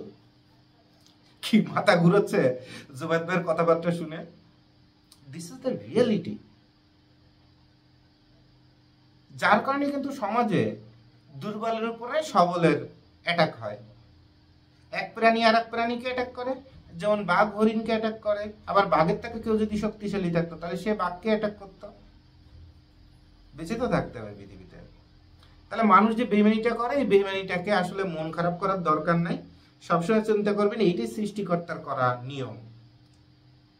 আমি দুর্বল, সো যে সবল সে আমার পেটে লাথি মারবেই, আমার জান নিয়ে এটা আপনি করবেই। এটা সৃষ্টিকর্তার বানানো আইন, এটা বেইমানি বলা যায় না। কিন্তু আমরা যখন সামাজিক, সভ্য, সুন্দর মানুষ হিসেবে পরিচয় দিই, তখন এটাকে বেইমানি বলা যায়। তাহলে ট্রেডিং ব্যবসা হচ্ছে জীবন চক্রের ব্যবসা। কি ব্রেন খুলছে এতক্ষণ পরে? ব্রেন খুলছে? এতদিন যে নিজের বেঈমান মনে হতো, এখন মনে হচ্ছে যে আমি পৃথিবীর শ্রেষ্ঠ জীব, আমি আল্লাহর নিয়মেই বেঈমানি করতেছি, আমি যে সিটারি করতেছি সেটা আল্লাহর নিয়মে অথবা সৃষ্টিকর্তার নিয়মে অথবা ভগবানের নিয়মেই করতেছি। এটা ম্যাথামেটিক্সটা মিলাইতে পারছেন? মিলাই দিলাম আপনাদের। জুবায়েদ ভাইয়ের ভিডিও দেখা মানে সামথিং অস্থির। তাহলে এই যে গল্প গুজব শুনে টুনে ব্রেন টেন ঘুরাচ্ছে, আরে চরম একটা পলিসি পাইছি তো জুবায়েদ ভাই কি শিখাই দিল, তাহলে আমি ওর লাগে বেইমানিরে করছিলাম, সালা আমি তো ওকে ছিলাম। এই গোড়ার ডিম এখন আপনার ব্রেনে কাজ করতেছে, কিন্তু আপনার ব্রেনে কাজ করতেছে না যে তাহলে আমাকে যেন টেকনিক্যালি দুর্বল কেউ না পায়, আমাকে সেই সাস্টেইনেবিলিটি অর্থাৎ টিকে থাকার শক্তি সেইটা বাড়াইতে হবে। এই জিনিস আপনার ব্রেনে কাজ করতেছে না। আপনার ব্রেনে এতক্ষণ হাসি চলে আসছে, মুখে একদম পুরো রসরসে হাসি চলে আসছে, চিন্তা করছেন শালা আমি যে তাহলে বেইমানি করছি, তাহলে তো জুবাইর ভাই ঠিকই কইছে, আমি তাহলে অপরাধী কি কারণে? বুঝছেন আপনি কোন লেভেল বদের আড্ডি, শালা আমার চেয়ে 1 ডিগ্রি বেশি আপনি। আসল জিনিসটা এখনো ধরতে পারেন নাই। সেটা কি? সেটা হলো আপনি যেন দুর্বল যেন না হন, সেই সাস্টেইনেবিলিটিটা আপনাকে বাড়ানোর জন্যই এই কথাগুলো বলা। আপনি কাজ এবং টেকনিক এবং পলিসিটা আপনার এমন হইতে হবে ওখানে যেন ফাঁক ফোকর না থাকে, ফাঁক ফোকর যেন না থাকে। তাহলে আপনি দুর্বল না, তাহলে আপনার থেকে সবল কেউ নাই, তাহলে আপনাকে কেউ অ্যাটাক করতে পারবে না, তাহলে আপনি আপনার ট্রেডিং ব্যবসা চালায় যেতে পারবেন। ক্লিয়ার? তাহলে এতক্ষণ পরে আশা করি আপনার মুখের হাসি আবার একটু মলিন হয়ে গেছে এবং সঠিক যে জ্ঞানটা সেটা এতক্ষণ পরে আপনি পেলেন, যে আপনাকে সচেতনমূলক কাজ করতে হবে। সচেতন অর্থাৎ আপনার ফাঁক ফোকর কম থাকবে, দুর্বলতা কম থাকবে। সেই দুর্বলতা কোথায়? দুর্বলতা কোথায়? ওই যে ভিডিও শুরুতে যে কথাটা বলতেছিলাম, রাতারাতি কোটিপতি হওয়ার স্বপ্ন, রাতারাতি 10,000 পিসের কাজ পাইছি, 20 টাকা করে যদি রাখতে পারে, আর ইনশাল্লাহ কোরআনের কসম দিয়ে কই দিব ভাই মাত্র 5 টাকা করে খাচ্ছি, 2 টাকা করে রাখছি আমার জন্য। মিয়া তুমি তো বুঝো না, আমি তো তলে তলে 20 টাকা খাওয়ার দান্দা করে ফেলাইছি। আপনাকে বুঝতে হবে আপনি যেটুকুন বাল পাকনা, আপনার থেকেও বহুত পাকনা পাবলিক পৃথিবীতে আছে। কথা বুঝতে পারছেন? আপনি ইঞ্জিনিয়ারিং, প্রাইভেট ইউনিভার্সিটি, বুয়েটে, হ্যান ত্যান, দেশ বিদেশে কত লেখাপড়া করে কত জ্ঞানী হয়েছেন, আর আপনার জন্মদাতা মা লেখাপড়া তো দূরের কথা, মোবাইলে টাচ করতে পারে না। একটা মোবাইলে কল আসলে সেটা কেমনে রিসিভ করবে জানে না, অজ পড়ার গায়ে। তাহলে মুই যে কি হনু রে? আরে ভাই আপনার জন্মদাতা গ্রামের মা ওইখানে বসে বলে দিতে পারে ইংল্যান্ডে আপনার কখন বিপদ আসবে আর কি করে বেড়াচ্ছেন। এর নাম হচ্ছে বাপ মা, জন্মদাতা, হ্যাডাম। বুঝেন? সব ধর্ম সব জায়গায় আটকে গেছে না, ছাড়াই গেল এক জায়গায় আটকে গেছে, বাবা মা। বাবা মায়ের দোয়া, বাবা মায়ের পরামর্শ, বাবা মায়ের গাইডলাইন। সে যত অশিক্ষিত হোক না কেন, সন্তানের কোথায় বিপদ আসতেছে টের পায়। সন্তান অ্যাক্সিডেন্ট করলে তার হাতের থেকে থালা পড়ে যায়, তার বুক কেঁপে ওঠে যে আমার কোন সন্তানের কোন একটা বিপদ আসলো। বুঝতে পারছেন? তাহলে আপনি যত যা বুঝেন, আপনার থেকে বোঝা মানুষও যতই আনস্মার্ট হোক, যতই কুৎসিত হোক, যতই গ্রামগঞ্জের হোক, যতই খ্যাত হোক, আপনার থেকে বোঝা মানুষ পৃথিবীতে আছে। তাহলে ওই যে ভিডিও শুরুতে যে কথা বলতেছিলাম যে ধরো মারো খাও, এটা আপনার ট্রেডিং এবং বাইং এর ব্যবসা ধ্বংস করে দিবে। বর্তমানে যেহেতু সবকিছু open, buyer, factory, buying house সবাই সবাইকে চিনতে পারে, খুঁজে বের করতে পারে, একটা সুতা ধরে ধরে খুঁজতে খুঁজতে খুঁজে বের করে ফেলতে পারে। তাহলে আপনাকে কাজ আগের মতো ওই বাইং হাউসের মজা নিলে চলবে না। যদি কিনা আপনার টাকা থাকে, কথার কথা আপনি 1 কোটি টাকার অর্ডার পাইছেন, $5 করে আপনাকে অর্ডার দিচ্ছে, আপনি ওই এলসিটা 1 কোটি টাকার এলসি আপনি রেখে দেন, এবার নিজের টাকা দিয়ে মাল বানায় বায়ারকে দিয়ে দেন, আপনি যেটুকুন ধরা ছিলেন ওই ধরাটা অন্তত কিছুটা কাটাইতে পারবেন। আপনার বাইং হাউস প্লাস ফ্যাক্টরির মালিক আপনি, তাহলে আপনি নিজে বাঁচতে পারবেন। যেমন আমরা বাইং হাউস প্লাস ফ্যাক্টরি, আমরা একটা কাজ $5 নিয়ে সেটা $1 বানাইতে পারি, $5 বানাইতে পারি, কিছু যায় আসে না। কারণ একটা সময় আমরা যখন এই ফ্যাক্টরিগুলোতে যেতাম এরকম বিভিন্ন রকমের বিপদের সম্মুখীন হতাম, তারপরে থেকে আমরা অনেক পরিশ্রম করে ফ্যাক্টরিটাকে দাঁড় করাইছি, কারণ এই বেইমানিগুলো আর ভাল লাগে না। এবং ফ্যাক্টরি দাঁড় করায় সবার আগে আইন করছি যে কোনো ট্রেডিং অথবা বাইং হাউসের কোনো বায়ারকে যদি আমার ফ্যাক্টরির একটা মানুষও যদি নক করায়, সেটা যদি প্রমাণিত হয়, ওই বায়ারকে ডেকে এনে তার সামনে 14 বার নাকে খত দিয়ে ফ্যাক্টরি থেকে বের করে দিব। কারণ বেইমানির ধাক্কা খাইতে খাইতে খাইতে খাইতে মনটা পুড়ে গেছে, তারপরে জেদ করে ফ্যাক্টরিটাকে দিচ্ছি। কথা বুঝতে পারছেন? এবং আমার যারা ফ্যান ফলোয়ার ভক্ত আছে, যারা অনলাইনে ট্রেড করতে চায় এবং রিলায়েবল ফ্যাক্টরি, যে ফ্যাক্টরি তার সাথে বেইমানি করবে না অথবা বায়ার খেয়ে ফেলবে না, সেই ফ্যাক্টরি আমার যত ফ্যান ফলোয়ার ভক্ত ক্লায়েন্ট আছে তাদের জন্যই তৈরি করা আমার এই ফ্যাক্টরি।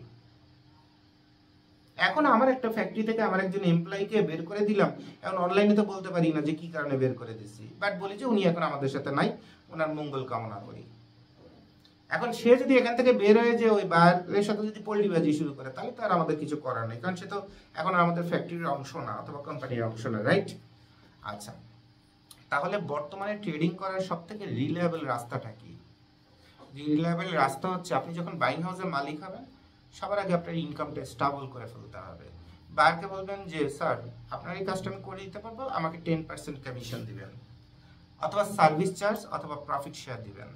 অর্থাৎ আমার পারিশ্রমিক 10%, আপনার টোটাল ইনভয়েস ভ্যালু কত, $1,00,000, এর সাথে 10% অ্যাড করেন, $1,10,000। ওই $10,000 স্যার আমার টার্গেট। তাহলে আমি আপনার তরফ থেকে বাংলাদেশের ফ্যাক্টরি থেকে মালটা চেক করে, কোয়ালিটি করে, ফলো আপ দিয়ে সবভাবে উঠে মালটা আমি আপনাকে পাঠিয়ে দিতে পারবো। আর এই জায়গাতে আসা ছাড়া ওই আগের যে ট্রেডিং এর যে পলিসি, 5 টাকায় কাজ নিয়ে 1 টাকায় উঠায় দেওয়া, ওই জায়গাগুলোতে প্রতিটা জায়গায় এখন আপনি ভোগান্তির শিকার হবেন। সেই যুগ চলে আসছে। কি কারণে? ওই যে বললাম, ফ্যাক্টরি বায়ার শর্ট হয়ে যায়। ফ্যাক্টরি প্রোফাইল যখন বায়ারকে দিবেন, তখন তো বায়ার ডিরেক্ট ফ্যাক্টরিকে নক করবে, আপনাকে ওভারটেক করেই করবে। যতই কোরআনের কসম, গীতার কসম, বাইবেলের কসম দিক না কেন, সে আপনাকে ওভারটেক করবেই। হয়তো ভাই একটা অর্ডারে আপনি কিছু মধু পাইলেন, কিছু প্রফিট পাইলেন, কিন্তু এটা এমন হবে না মধু মধু মধু 12 মাস পাইতে থাকবেন। একটা অর্ডার করে থ্যাংক ইউ বলে দিয়ে এবার ডিরেক্ট ফ্যাক্টরির সাথে কাজ শুরু করে দিবে বায়ার। কিন্তু ফ্যাক্টরি কি করে, বাংলাদেশের ফ্যাক্টরিগুলো হচ্ছে টাকা বাঁচানোর, আপনি যতই তাকে ভালো রেট দেন না কেন, তারপরে সে যত চুরি করবে। এইটা হচ্ছে আমাদের ফ্যাক্টরিগুলোর মানসিকতা থাকে, এবং তাদের কাছে মনে হয় যত বেশি বাঁচাইতে পারি তত বসে বোধহয় আমি বিশাল বড় মার্চেন্ডাইজার। এবং কোম্পানির মালিকরাও ওই ফ্যাক্টরির ওই মার্চেন্ডাইজারকে লাস্টে ম্যানেজারও বানায় দেয়। ওরে বাপরে বাপ, তুমি তো 1 কোটি টাকা সেভ করে দিচ্ছ, তো 20 লাখ টাকা সেভ করে দিচ্ছ, ওরে অ্যাসিস্ট্যান্ট ম্যানেজার বানায় দাও, সিনিয়র এক্সিকিউটিভ বানায় দাও। আর এটা হচ্ছে মালিকদের দূরদর্শিতার অভাব, দূরদর্শিতার অভাব, প্রচন্ড অভাব। এবং এইটাই ওই ফ্যাক্টরিটাকে একটা সময় পরে বসায় দেয়, এবং মাল স্টক লট হয়ে যায়। বায়ার যেমন চলে যায়, মাল স্টক লট হয়ে যায়, ফ্যাক্টরি মালিকও বসে যায়। শুধু মার্চেন্ডাইজারের ওই যে টাকা বাঁচানোর যে টার্গেট দেওয়া থাকে, যে কত কমের মধ্যে এই বডি তুমি দাঁড় করাতে পারবা, যেটাকে মার্চেন্ডাইজারের পারফরমেন্স বলা হচ্ছে, সেটি অ্যাকচুয়ালি একটা কোম্পানিকে বসায় দিচ্ছে। যেমন একটা কোম্পানিতে যখন 5 একজন অ্যাকাউন্টস অফিসার অথবা ফাইন্যান্স কন্ট্রোলার অথবা ইডি অথবা ফাইন্যান্স জিএম জয়েন করে, তখন সে তার মালিককে বলে, স্যার অনেক গরিব ঘরে জন্মগ্রহণ করেছি স্যার, খুব স্ট্রাগল করে স্যার এত দূর পড়াশোনা করে এসেছি, স্যার আপনি আমার দিকে একটু লক্ষ্য রাখবেন, আমি স্যার কোম্পানির জন্য জান দিয়ে দিব। এরপরে ওই কোম্পানির একটা এসি নষ্ট হয়ে গেলে দেখা যায় ওটা কমের মধ্যে কিনে নিয়ে বাসায় চলে যায়। আর এ পাশে স্যার গার্মেন্টসের জিএম সোর, ম্যানেজার সোর, স্যার স্টোর কিপার সোর, স্যার সিকিউরিটি গার্ড সোর, সবাই খালি সোর। বছর শেষে বেতন বাড়ানোর সময় অ্যাকাউন্টস ম্যানেজারের বেতন বাড়ে 1 লাখ টাকা, আর বাকি সবার স্যার ও সারা বছর চুরি চামারি করে, স্যার বাড়ানোর দরকার নেই স্যার, 500 টাকা বাড়ায় দেন, অথবা ওই টাকা না বাড়ায় ডেজিগনেশন বাড়ায় দেন স্যার। সেই জায়গাতেও সে টাকা বাঁচায়, কোম্পানিরে দেখায়, মালিককে দেখায় স্যার সব জায়গাতে বাঁচাচ্ছি। বিনিময়ে মালিক খুশি হয়ে বছর শেষে 5 লাখ টাকা করে গিফট দিয়ে দেয়, আর কেসে 1,50,000 টাকা বেতন বাড়া দিয়ে আর উল্টে বলে কি, স্যার আমার ওই অ্যাকাউন্টস ম্যানেজারের সাথে একটু অ্যাডমিন কথা যোগ না করে দিলে, স্যার আমার কথা তো কেউ শোনে না, তো আমি টাকা বাঁচাবো কিভাবে? তাই তাহলে তোমার অ্যাডমিন বানাইতে হবে, ঠিক আছে, ওর অ্যাডমিন সাথে ওর সাথে লাগায় দাও, যাতে আরো সব জায়গাতে টাকা বাঁচাইতে পারে। এখন একটা বাংলাদেশ হচ্ছে এমন একটা কালচারের জায়গা যেখানে সবাই চোর। ধর্মপীঠেরতে শুরু করে, প্রধান বিচারপতিতে শুরু করে, প্রধানমন্ত্রীতে শুরু করে, রাস্তায় রিক্সা চালকেরতে শুরু করে, বাসার সিকিউরিটি গার্ডেরতে শুরু করে, কাজের বুয়ারতে শুরু করে, সব চোর। ইভেন দেখবেন নিজের বউও চোর, চুরি করে বাপের বাড়ি গিয়েছে খাবার টাবার পাঠায়। আপনার বাপের বাড়ি খাবার পাঠানোর, বড় একটা মাছ পাঠানোর কথা বলবেন, দেখবেন চেহারার দিকে তাকানো যাচ্ছে না। কিন্তু শালাশালির বাসায় পাঠাইতেছেন, দেখবেন আরো বক্স আরো একটা জায়গায় 3টা বানায় ফেলেছে। তাহলে আপনার ঘরের মধ্যে আপনার বউ চোর, যার সাথে শুয়ে থাকেন, শুয়ে চুম্মা দিয়ে দিয়ে সারা শরীর চেটে দেন, আর বলেন জান তোমার জন্যই জীবন মরণ সব দিতে পারি। অ্যাকচুয়ালি এই শুয়োরের বাচ্চা গেছে চোর। তাহলে চোর আমাদের সমাজে ঘরের মধ্যে থেকেই চোর, বাইরে আপনি মানুষের দোষ দিয়ে লাভ কি? তাহলে একটা ফ্যাক্টরি দাঁড়ায় সবাই কিছু খেয়ে খেয়ে খেয়ে খেয়ে খেয়ে। এখন আগের কালের গার্মেন্টসের মালিকরা চিন্তা করতো যে একটা গাছ যখন বড় হয়, বড়ই গাছ, কয়টা বড়ই নিচে পড়ছে, ওই পথচারী টোকায় খাইছে, কয়টা বড়ই একটু ওই বাবুই পাখি নাকি বুলবুলি পাখি এসে ঠোকর মেরে মিষ্টি মিষ্টি বড়ই খাইছে, থাক ওইটা পাখিরে সৎকা অথবা জাকাত, এবং তার একটা হক, ওই বলে না প্রতিবেশীর হক, গরিবের হক। এরপর পাশের বাসার একটা দুষ্টু ছেলে আর ছোট্ট একটা দুষ্টু মেয়ে এসে একটা ঢিল মারে, এই আমার বড়ই গাছে কে ঢিল মারছে, ওই নানা ভাই বকা দিছে, আবার দৌড়ায় বাসার মধ্যে ঢুকে গেছে, মানে একটা মজা পাচ্ছে, আনন্দ পাচ্ছে। ওরা 5টা বড়ই খেয়েছে, ওইটাও খেয়েছে বাচ্চার অথবা প্রতিবেশীর হক। আগের কালে গার্মেন্টস মালিকরা এগুলো মেনটেন করতো, ওইটাকে সৎকা আকারে দেখতো, এটা চুরি আকারে দেখতো না, যে 100 টাকা পাচ্ছি যাক 10 টাকা সৎকা দিয়ে দিই। আর যত সোটর ব্রিলিয়ান্ট শিক্ষিত ব্রিলিয়ান্ট জিএম এর থেকে শুরু করে যত যা অফিসার ম্যানেজার যা আছে, মানে শিক্ষিত চোর, এরা চিন্তা করতে শালা হজম করে ফেলাইছি, আমারা ধরতে পারে নাই, মুজে কি অনুরে। বেসিক্যালি মালিক যেটা জাকাত দিচ্ছে এটাও বোঝে নাই মালিক। ইভেন দেখা গেছে যে একটা জিএম রে অজে পাঠা দিচ্ছে কোম্পানির খরচে, ওই জিএম এর বউ আশপাশে পরিবেশে বলে বেড়াচ্ছে আমার কোম্পানি অমুক গ্রুপে চাকরি করে, সে এত ইম্পর্টেন্ট, এত ভিআইপি, আর মালিক তাকে এত ভালোবাসে যে আমার জামাইকে হজ কোম্পানির থেকে হজ করায় দিছে। তোরা তো টাকা জমায় হজে যেতে পারিস না, আর আমার জামাই কোম্পানির কাছে এত গুরুত্বপূর্ণ যে আমার জামাইরে হজ করতে পাঠায় দিছে কোম্পানির খরচে। অ্যাকচুয়ালি বাসার ওই যে মহিলা, ওই মহিলার এটা বোঝার কোনো ক্ষমতা নাই যে ওর জামাই যে পরিমাণ প্রতি মাসে চুরি করে, তা ওরকম 5টা হজ করা যায় ওই খরচ দিয়ে।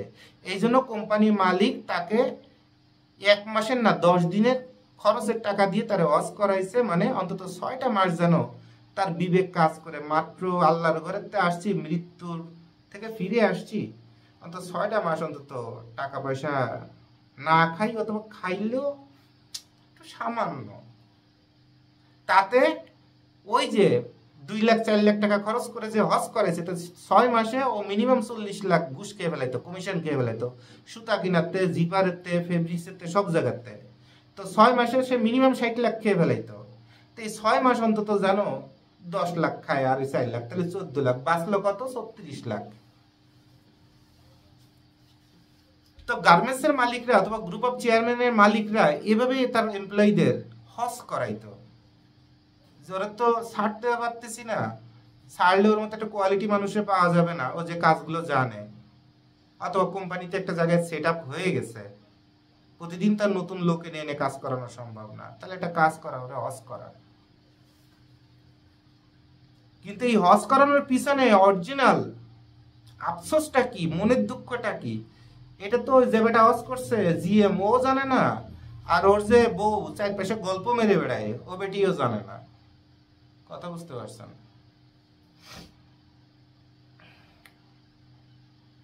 আফসোস, আফসোস। তো এখন একজন অ্যাকাউন্টস ম্যানেজার এসে যখন পারফরমেন্স করতে যায়, সবাই যে চোর বানায় ফেলে, তো সবাই মিলে তখন কি করে? মুখে মারা এক জিনিস, ভাতে মারা এক জিনিস। অ্যাকাউন্টস ম্যানেজার মানে মুখে, আর প্রোডাকশনের সব লোকজন মারে হচ্ছে ভাতে। লাস্টে কোম্পানিটাই দেউলিয়া হয়ে যায়, মাল সব স্টক লট হয়ে যায় এবং সব বাতিল। এবার ফ্যাক্টরির মালিক আর ওই অ্যাকাউন্টসের ম্যানেজার সবাই মনে মনে করে তোরা দুইজনে গলা জড়া ধরে কান, তোর ফ্যাক্টরি গোয়াটা মেরে বেরিয়ে চলে গেলাম।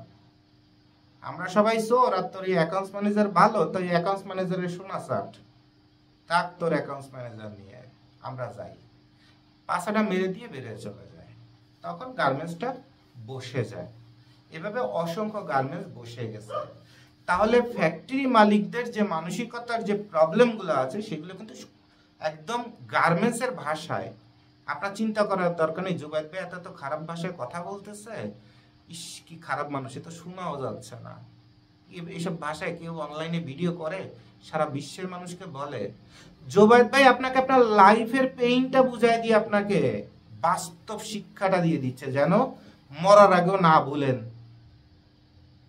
মিষ্টি মিষ্টি কথা বলে তো বইয়ের মধ্যে এমন লেখা আছে পুরো নীলক্ষেত ভরা খালি মিষ্টি কথা। ও বাল কিনেও তো বাংলা 40% ডিসকাউন্টে যেমন কেনেন, আর বাল আপনার মাথায় ঢুকে না, খালি পড়ে ওইভাবে ঘরের মধ্যে ফেলায় রেখে দেন। যা শেখায় সেইগুলো শেখান। ভালো খারাপ আমাকে বিচার করার দরকার নেই। যখন 1 কোটি টাকার ধরা খাবেন তখন এসে আরো কত গুণ বেরোবে। তখন ঘরে ঢুকেই সবার আগে বউরে খান কিমাকিতে 2টা গালাগালি দেবেন, কারণ বউ তো জানে না যে ঘরের অফিসে আজকে 1 কোটি টাকার ধরা খাইছেন। হয়তো ঘরে ঢুকার সাথে সাথে বলবে যে তুমি এত লেট করে আসলা, তোমাকে নিয়ে ভাবছিলাম একটু মার্কেটে যাব, আমার তো এই জিনিসগুলো লাগবে। ঢুকার সাথে সাথে এইসব কথা বলছে, একদম কানে পরে থাবা দিয়ে খান কিমাকি বেরো। 12 মাস খালি লাগাইতে থাকোস, তখন এইটা বলবেন আপনি। তখন এইটা বলা একদম হালাল হয়ে যাবে আপনার জন্য। তখন মনে করবেন যে জুবাইদ ভাই যে 2টা গালাগাল দিছিল, ও গালাগাল এর চেয়ে খুব ভালো ছিল। কথা বুঝতে পারছেন? তাহলে আসল কথায় ফিরে যাই। বাস্তব কথাগুলো কিন্তু একদম কলিজা ছিঁড়ে ছিঁড়ে বলে দিচ্ছি। যার যার গা জ্বলতেছে বুঝে নিবেন কত সৎ অথবা অসৎ আপনি। যেমন কদিন আগে বলছিলাম মার্চেন্ডাইজার হইতে গেলে অফিসের মধ্যে ঘাড়ে একটা ব্যাগ নিয়ে তারপর অফিসে যাইতে হবে। ওই ব্যাগের মধ্যে 2 দিন টুইল টেপ চুরি করবেন, এরপরে সুতো চুরি করবেন, আস্তে আস্তে স্যাম্পল চুরি করবেন। তখন বোঝা যাবে না আপনি একটা মার্চেন্ডাইজার হচ্ছেন। স্যাম্পল চুরি করেন না, আপনি কেমন মার্চেন্ডাইজার? কোম্পানির স্যাম্পল চুরি করতে করতে কোম্পানির বাসায় বলাবেন, গার্লফ্রেন্ডকে দিবেন, গার্লফ্রেন্ডের বাবাকে দিবেন, নিজের বাবাকে দিবেন, তারপরে আশপাশের দোকানে বিক্রি করবেন, নিজে একটু অনলাইনে ব্যবসা শুরু করে দিবেন। এসব টোকাইতে টোকাইতে তারপরে বোঝা যাবে না আপনি একটা মার্চেন্ডাইজার। তো এইসব সুন্দর সুন্দর কথা শুনলে গাড়া জ্বলে উঠে না? জ্বলে উঠে। কিন্তু যখন চুরি করেন আর যখন আরেকজনের হক নষ্ট করেন, আরেকজনের কষ্টের একটা জিনিস যখন নিজের মনে করে নিয়ে চলে যান, তখন কিন্তু বিবেকে কাজ করে না। তখন চিন্তা করেন না যে আমার শরীরে কোন জারজ রক্ত আছে যে আমি জান নুন খাই তার পেটে লাথি মারি। তাহলে অবশ্যই এই যে বাপরে দেখতেছি এটা আমার বাপ না, কোনো খানকির ছেলে আমার জন্ম দিয়ে গেছে, যার কারণে আমি চোর হয়েছি। এটা কখনো চিন্তা করেন না। কিন্তু জুবাইদ ভাই মুখ দিয়ে যদি কথা বলে চুরির কথা, তখন গাটা জ্বলে উঠে। কথা বুঝতে পারছেন? তাহলে বাইং হাউস করতে গেলে সব থেকে বড় জ্বালা কি? আপনাকে রিলায়েবল ফ্যাক্টরি খুঁজে পাইতে হবে যাকে বেইমানি করাইতে পারবেন না। এরপর আপনার ইনকামটা স্ট্যান্ডার্ড হইতে হবে, অর্থাৎ যে মালটা বানাতে, কথা এটা বানাতে যদি $4 খরচ হয়, আপনি বায়ারকে $5 রেট অফার করেন।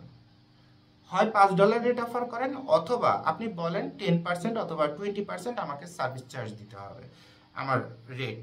অর্থাৎ এই মালটা বানাতে $4 খরচ হবে, তুমি এলসির মধ্যেই লিখে দিবা যে 4.25 অথবা 4. আমার যদি 10% হয় তাহলে 4.10 সেন্ট এটার মূল্য ধরে দেওয়া হলো।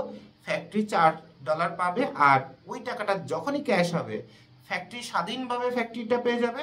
আর বাকি যে 10.10 সেন্টস এটা এই আপনার অ্যাকাউন্টে ঢুকে যাবে। এটা এলসির মধ্যেই লিখে দিতে হবে। তাহলে ফ্যাক্টরি আপনার সাথে বেইমানি করবে না, আপনি ফ্যাক্টরির সাথে বেইমানি করবেন না, এবং আপনার ইনকামটা যে একদম স্ট্যান্ডার্ড একটা ইনকাম, এটা বায়ার দেখে বায়ারও সন্তুষ্ট, বায়ারও কখনো আপনার সাথে পল্টি দিবে না। আর এই স্বচ্ছতার মধ্যে আপনাকে আসতে হবে একটা সময় পরে। এখনই আসতে আপনি বাধ্য হয়ে যাচ্ছেন, আর কিছুদিন পরে টেকনোলজি, সিকিউরিটি, আমাদের বাংলাদেশে এখনো কমপ্লিটলি একটা ইনসিকিউর একটা রাষ্ট্র। বিজনেস বলেন, পেমেন্ট বলেন, আমরা যে সরকারের যে ইনকাম ট্যাক্সের টাকা দিই, সেই ইনকাম ট্যাক্সের টাকা ইনকাম ট্যাক্সের অফিসারে মেরে খেয়ে ফেলে দেয়, সরকার পায় না। তাহলে কতটা ইনসিকিউর অথবা ইনডিসিপ্লিন একটা রাষ্ট্র আমরা। বাট এরকম কি সারা জীবন থাকবো? আমেরিকা তো এখনো অসংখ্য দুর্নীতি হয়, ইংল্যান্ডে অসংখ্য বড় বড় দুর্নীতি হয়। একটা লোক, অপরিচিত লোক স্কুলে ঢুকে বাচ্চাদের গুলি করে মেরে ফেলে দেয়। আমেরিকাতে ঘটনাগুলো ঘটতেছে না? ঘটতেছে। ওখানে রেপ হচ্ছে না? হচ্ছে। ওখানে হোমোসেক্সুয়ালিটি হচ্ছে না? ইংল্যান্ডে চেহারা টেহারা সুন্দর হলে রাত 9টার পরে হাঁটতে বেরোন, দেখেন কতজন আপনার ধরে পাছাটা মেরে দেয়। যা জীবনে এলাকায় কোনোদিন বলতে পারবেন না, খালি বলবেন ইংল্যান্ডে লন্ডনে থাকি, কিন্তু ইংল্যান্ডের থেকে রাত 9টার পরে যখনই বেরিয়েছেন তখনই যে একটা পাছা মারা খাইছেন এটা তো আর আপনি বলতে পারবেন না। বলতে পারবেন? তো সব জায়গায় করাপশন আছে, করাপশন সব জায়গায় আছে, বাট আপনাকে বিষয়গুলো জানতে হবে, শিখতে হবে এবং মেনটেন করার চেষ্টা করতে হবে, এবং একটা সময় পরে যে একটা ডিসিপ্লিন কান্ট্রিতে আপনাকে শিফট হইতে হবে। জাপান একটা ডিসিপ্লিন কান্ট্রি, সেখানে কি করাপশন হচ্ছে না? জার্মান একটা ডিসিপ্লিন কান্ট্রি, ডেনমার্ক একটা ডিসিপ্লিন কান্ট্রি, সেখানে আপনার হচ্ছে না করাপশন? হচ্ছে না? হচ্ছে, 1% হলে হচ্ছে। তাহলে করাপশন থাকবেই, বাট একটা রাষ্ট্রের মানুষ যখন বদলায় তখন আস্তে আস্তে ওই রাষ্ট্রে একটা সিস্টেমেটিক ডেভেলপমেন্ট হয় এবং সেখানে অন্তত 80% ক্রাইম করার সুযোগগুলো কমে যায়।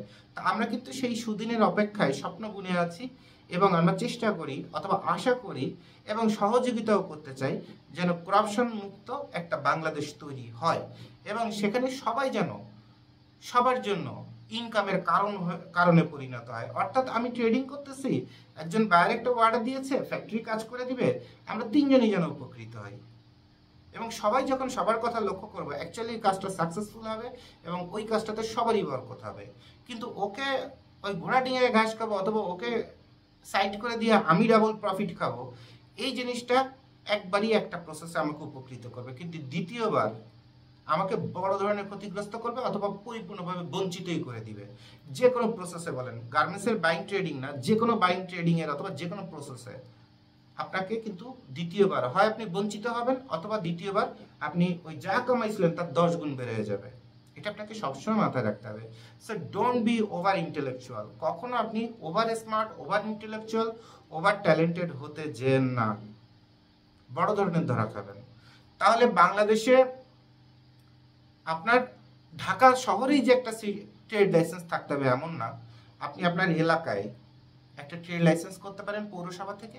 এরপরে ট্রেড লাইসেন্সের নাম অনুযায়ী আপনাকে একটা ব্যাংক অ্যাকাউন্ট ওপেন করতে হবে। যে ব্যাংক অ্যাকাউন্টটা ওপেন করতে গেলে সবার আগে জানতে হবে ওই ব্রাঞ্চটাই এডি ব্রাঞ্চ কিনা, অর্থাৎ এক্সপোর্টের ডকুমেন্টগুলো সেখানে আদান প্রদান অথবা প্রসেসগুলো কমপ্লিট করা হয় কিনা, সেটাকে এডি ব্রাঞ্চ বলে। হ্যাঁ, তাহলে আপনার বাড়ির কাছেই ডাচ বাংলা ব্যাংক আছে অথবা শাখা ব্রাঞ্চ আছে, ওইখানেই চলে যাবেন, বাড়ির কাছে হবে, দৌড়াদৌড়ি করতে খরচ কম হবে, সময় বাঁচবে।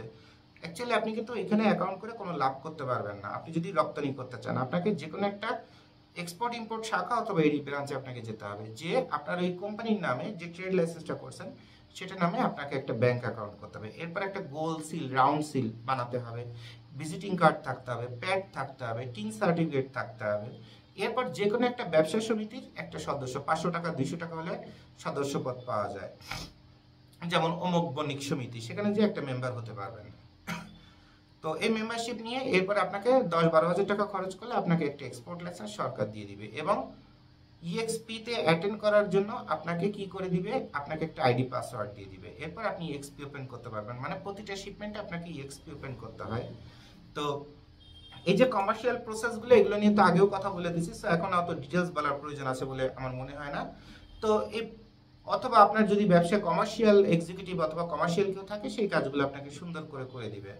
আপনি যদি একজন সিএনএফ অফিসারকেও অথবা সিএনএফ কোম্পানিকে কাজ দেন আর বলেন যে ভাই প্রথম প্রসেসটা কোথায়, কত জায়গায়, কতভাবে দৌড়াতে হচ্ছে আমাকে একটু বলেন, আমাকে একটু সাথে রাখেন, আমি একটু নোট করে রাখি যেন পরবর্তীতে আপনাদের কষ্ট আমি কমায় দিতে পারি। তাতে হচ্ছে কি আপনি জিনিসটা শিখে ফেলবেন যে প্রথমবার ব্যাংকে গেছিলাম এই সইটা দেওয়ার জন্য, এই লেটারটা দেওয়ার জন্য, এরপর অমুক জায়গায় গেছিলাম এই কাজে। টোটাল একটা এক্সপোর্ট করতে যে দেখবেন 8-10 বার 8-10 জায়গায় যত জায়গায় দৌড়াইছেন ওটা যখন একটা কাগজে লিখে রাখবেন, এরপর প্রতিটা ওয়ার্ডারই সেম প্রসেস, ডান। একবার খালি শিখে নিলেই হলো। সহজ, খুব সহজ। এটা আমি আগের ভিডিওতে বলে দিছি যে কোথায় কতবার কোন কোন ফর্ম ফিল আপ করতে কি কি করতে করতে যেতে হয়। তো কমার্শিয়াল জিনিসটাকে কিন্তু একদম পানির মতো সহজ করে দিচ্ছি আপনাদের। আচ্ছা, তাহলে আপনার এই কয়টা লাইসেন্স থাকার পরই আপনাকে একটা প্রোফাইল বানাতে হবে, কোম্পানির একটা প্রোফাইল। এরপর একটা অফিস নেবেন কিনা, অফিস নেওয়ার আগে যদি একটা ওয়েবসাইট বানাতে পারেন, এখন তো ওয়েবসাইটই একটা কোম্পানির অ্যাড্রেস। সো ওয়েবসাইট থাকলে আপাতত আপনার অফিস নেওয়ার প্রয়োজন হয়, ওয়েবসাইট দিয়ে ওই অ্যাড্রেস দিয়ে আপনি কাজ করতে থাকেন। এবার নিজস্ব ডোমেন দিয়ে ইমেল চলাচল করতে থাকেন, ওই জিমেল টিমেল এগুলো না দিয়ে নিজস্ব ডোমেন দিয়ে, যেমন আমার jobaid@khansglobal.com। এখান থেকে যখন আমি একটা বায়ারকে মেল দিব, সে বুঝবে আমি আমার নিজস্ব ডোমেন দিয়ে মেল দিচ্ছি, অর্থাৎ আমি একজন ব্যবসায়ী এবং আমার এই খানস গ্লোবালের অবশ্যই আমি কোনো একটা ব্যক্তি, হতে পারে মালিক, হতে পারে এমপ্লয়ি, কিছু একটা। তো আপনার এই ডোমেইন থেকে মেল চলাচলই করতে হবে বায়ারের সঙ্গে, এবং লক্ষ্য রাখতে হবে বায়ার কি তার ডোমেইন দিয়ে করতেছে কিনা, নাকি ফ্রড কোনো জিমেল টিমেল কোনো কিছু দিয়ে করছে, তাহলে ওই বায়ারের ঝামেলা হতে পারে। কারণ যে ব্যবসায়ী তার নিজস্ব ডোমেইন থাকবেই। বছরে 5,000 টাকা খরচ করে একটা বড় বায়ার তার নিজস্ব ডোমেইন থাকবে না, তো এইটা কোনোদিন হতে পারে না। তাহলে সে একটা ফ্রড বায়ার। তাহলে তার অফারগুলো যতই লোভনীয় হোক না কেন, এটা হয়তো অনলাইনে কোনো জায়গাতে স্ক্রিনশট নিয়ে পাঠিয়ে দিছে বগিযোগী, কিন্তু বেসিক্যালি সে জেনুইন বায়ার না, তার পেমেন্ট ভালো না, তার কাজ ভালো না, তার কমিটমেন্ট ভালো না, হয়তো কটা মাগনা স্যাম্পল বানায় নিয়ে চলে যাবে। তাহলে ওই বায়ার কি তার ডোমেইন থেকে নক দিচ্ছে কিনা? ওই হোয়াটসঅ্যাপের থেকে নক দেওয়া মানে ইনসিকিউর। সে তার ডোমেইনের ইমেল অ্যাড্রেস দিয়ে সে আপনাকে নক দিচ্ছে কিনা সেটা আপনি লক্ষ্য করেন। এবার আপনিও সেখান থেকে রিলায়েবল নিজস্ব ডোমেইন থেকে আনসার দেওয়া শুরু করে দেন। এরপরে 2-4টে অর্ডার যখন পাবেন, কাজ পাবেন, কিছু টাকা পয়সা আসবে, তখন আপনি একজন মার্চেন্ডাইজার, একজন কিউসি, তারপরে একটা অফিস, এগুলো আয়োজন করতে পারবেন। শুরুতে অফিস নিলেন, মার্চেন্ডাইজার নিলেন, কিউসি নিলেন, হ্যান নিলেন, ত্যান নিলেন, মাস যাওয়ার সাথে সাথে কি হচ্ছে, আপনার খরচ চলে আসছে 2 লাখ টাকা। 1 টাকা এখনো কামাই হয়নি, কোম্পানি এখনো রানই করে নাই, তো দরকার কি আছে? প্রথমে একটা ওয়েবসাইট করেন, ফেসবুক টেসবুক সব জায়গায় পেজ বানান, এইসব জায়গায় প্রচার প্রসার করেন, মানুষ জানতে থাকুক আপনি একটা ট্রেডিং কোম্পানি, আপনি এই সহযোগিতা দেন। এরপর 2-4টে ফোন আসতে থাকুক, এরপর যোগাযোগ হতে থাকুক। তারপরে যখন আপনার একটা অবস্থান তৈরি হবে এবং দেখবেন যে বায়ার আপনার অফিস আসতে চাচ্ছে, মিটিং করতে চাচ্ছে, স্যাম্পল দেখতে চাচ্ছে, তখন আপনি ছোটোখাটো করে একটা অফিস নেন। এরপরে কিছু স্যাম্পল আপনি নিজস্বভাবে তৈরি করে আপনার ওখানে রাখেন। যদি দেখেন যে না, অল্প সময়ের মধ্যেই কিছু করতে হচ্ছে, তখন যেসব মালে আপনার নাই, যেটাকে বলে ক্রাইম, এটা এক রকমের দুর্নীতি, করা ঠিক না। তারপর অনেকে করে বলে কথাটা বলে নিচ্ছি, মার্কেট থেকে 20-50 রকমের স্যাম্পল কিনে নিয়ে নিজের শোরুমে ঝুলে রাখছে। স্যার বিভিন্ন সময় বিভিন্ন বাইরের এইসব অর্ডার করছি। এই কাজগুলো করে ইন্ডিয়ানরা সবচেয়ে বেশি করে, পাকিস্তানিরা এগুলো করে, চায়নারা এগুলো করে, প্রচুর করে। যে স্যার এটা এটা তো করতেই পারি, এটা আমি আগে করেছি, ডাইরেক্ট বলে দিবে করেছি। তো এভাবে অনেকে আছে রাতারাতি মার্কেট থেকে কিছু স্টক লট কিনে টিনে এনে আপনার এরকম শোরুম দাঁড় করায় ফেলে, ওই অফিস দাঁড় করায় ফেলে। ঠিক আছে? তো এটা একটা ক্রাইম, এটা ঠিক না। যেটার জন্য আপনি যোগ্য না সেটাকে নিজেকে যোগ্যতা বললে পরবর্তীতে কিন্তু এটার ধাক্কা আছে। আমি গান গাইতে পারি না, আর সেই গান যদি গাইতে চাই তাহলে গুরু দক্ষিণা মুভির মতো ঘটনা হয়ে যাবে। পৃথিবী হারিয়ে গেল নীল সাহারায়, গানটার মধ্যে দেখবেন গান কতভাবে গাইতে হয়। স্টেজে লিপসিং করছে একজন, আর পিছনে তাপস পাল গান গাচ্ছে। তো এরকম ঘটনাও কিন্তু ঘটে যাবে। তাহলে যতটা র থাকতে পারেন, যতটা ন্যাচারাল থাকতে পারেন। বায়ারকে যদি বলেন স্যার আমরা নতুন, আমরা শুধুমাত্র টি শার্ট আর পোলো শার্টের অভিজ্ঞতা তৈরি করেছি, ইনশাল্লাহ আপনারা আমাদের পাশে থাকলে আরও অভিজ্ঞতা হবে। তবে আমি আমার যে ফ্যাক্টরিগুলো চুজ করেছি তাদের অসংখ্য কাজের অভিজ্ঞতা আছে, আপনি চাইলে সেখান থেকে স্যাম্পল এনে আপনাকে দেখাতে পারবো। তখন বায়ার চিন্তা করবে না এই লোকটার কথাবার্তার মধ্যে সততা আছে, তাহলে এই লোকটাকে আস্থা করা যায়। আর এগুলো অ্যাকচুয়ালি আপনাকে বড় করবে, এগুলোই আপনাকে অনেক কিছু এনে দেবে। আর এরপরে কাজ করতে গেলে আপনার অফিসের এমপ্লয়ি প্রতিদিন আপনার সাথে বেইমানি করবে, আপনার ক্লায়েন্ট বেইমানি করবে। আপনার রিসিপশনে 2জন বায়ার বসে থাকলে 2জন বায়ার দুইজনে পোল্টি মেরে আর এক জায়গায় চলে যাবে। একজন সাপ্লায়ার একজন বায়ার অফিসে এট এ টাইমে ঢুকলে সেখানেও পোল্টিবাজি তৈরি হবে।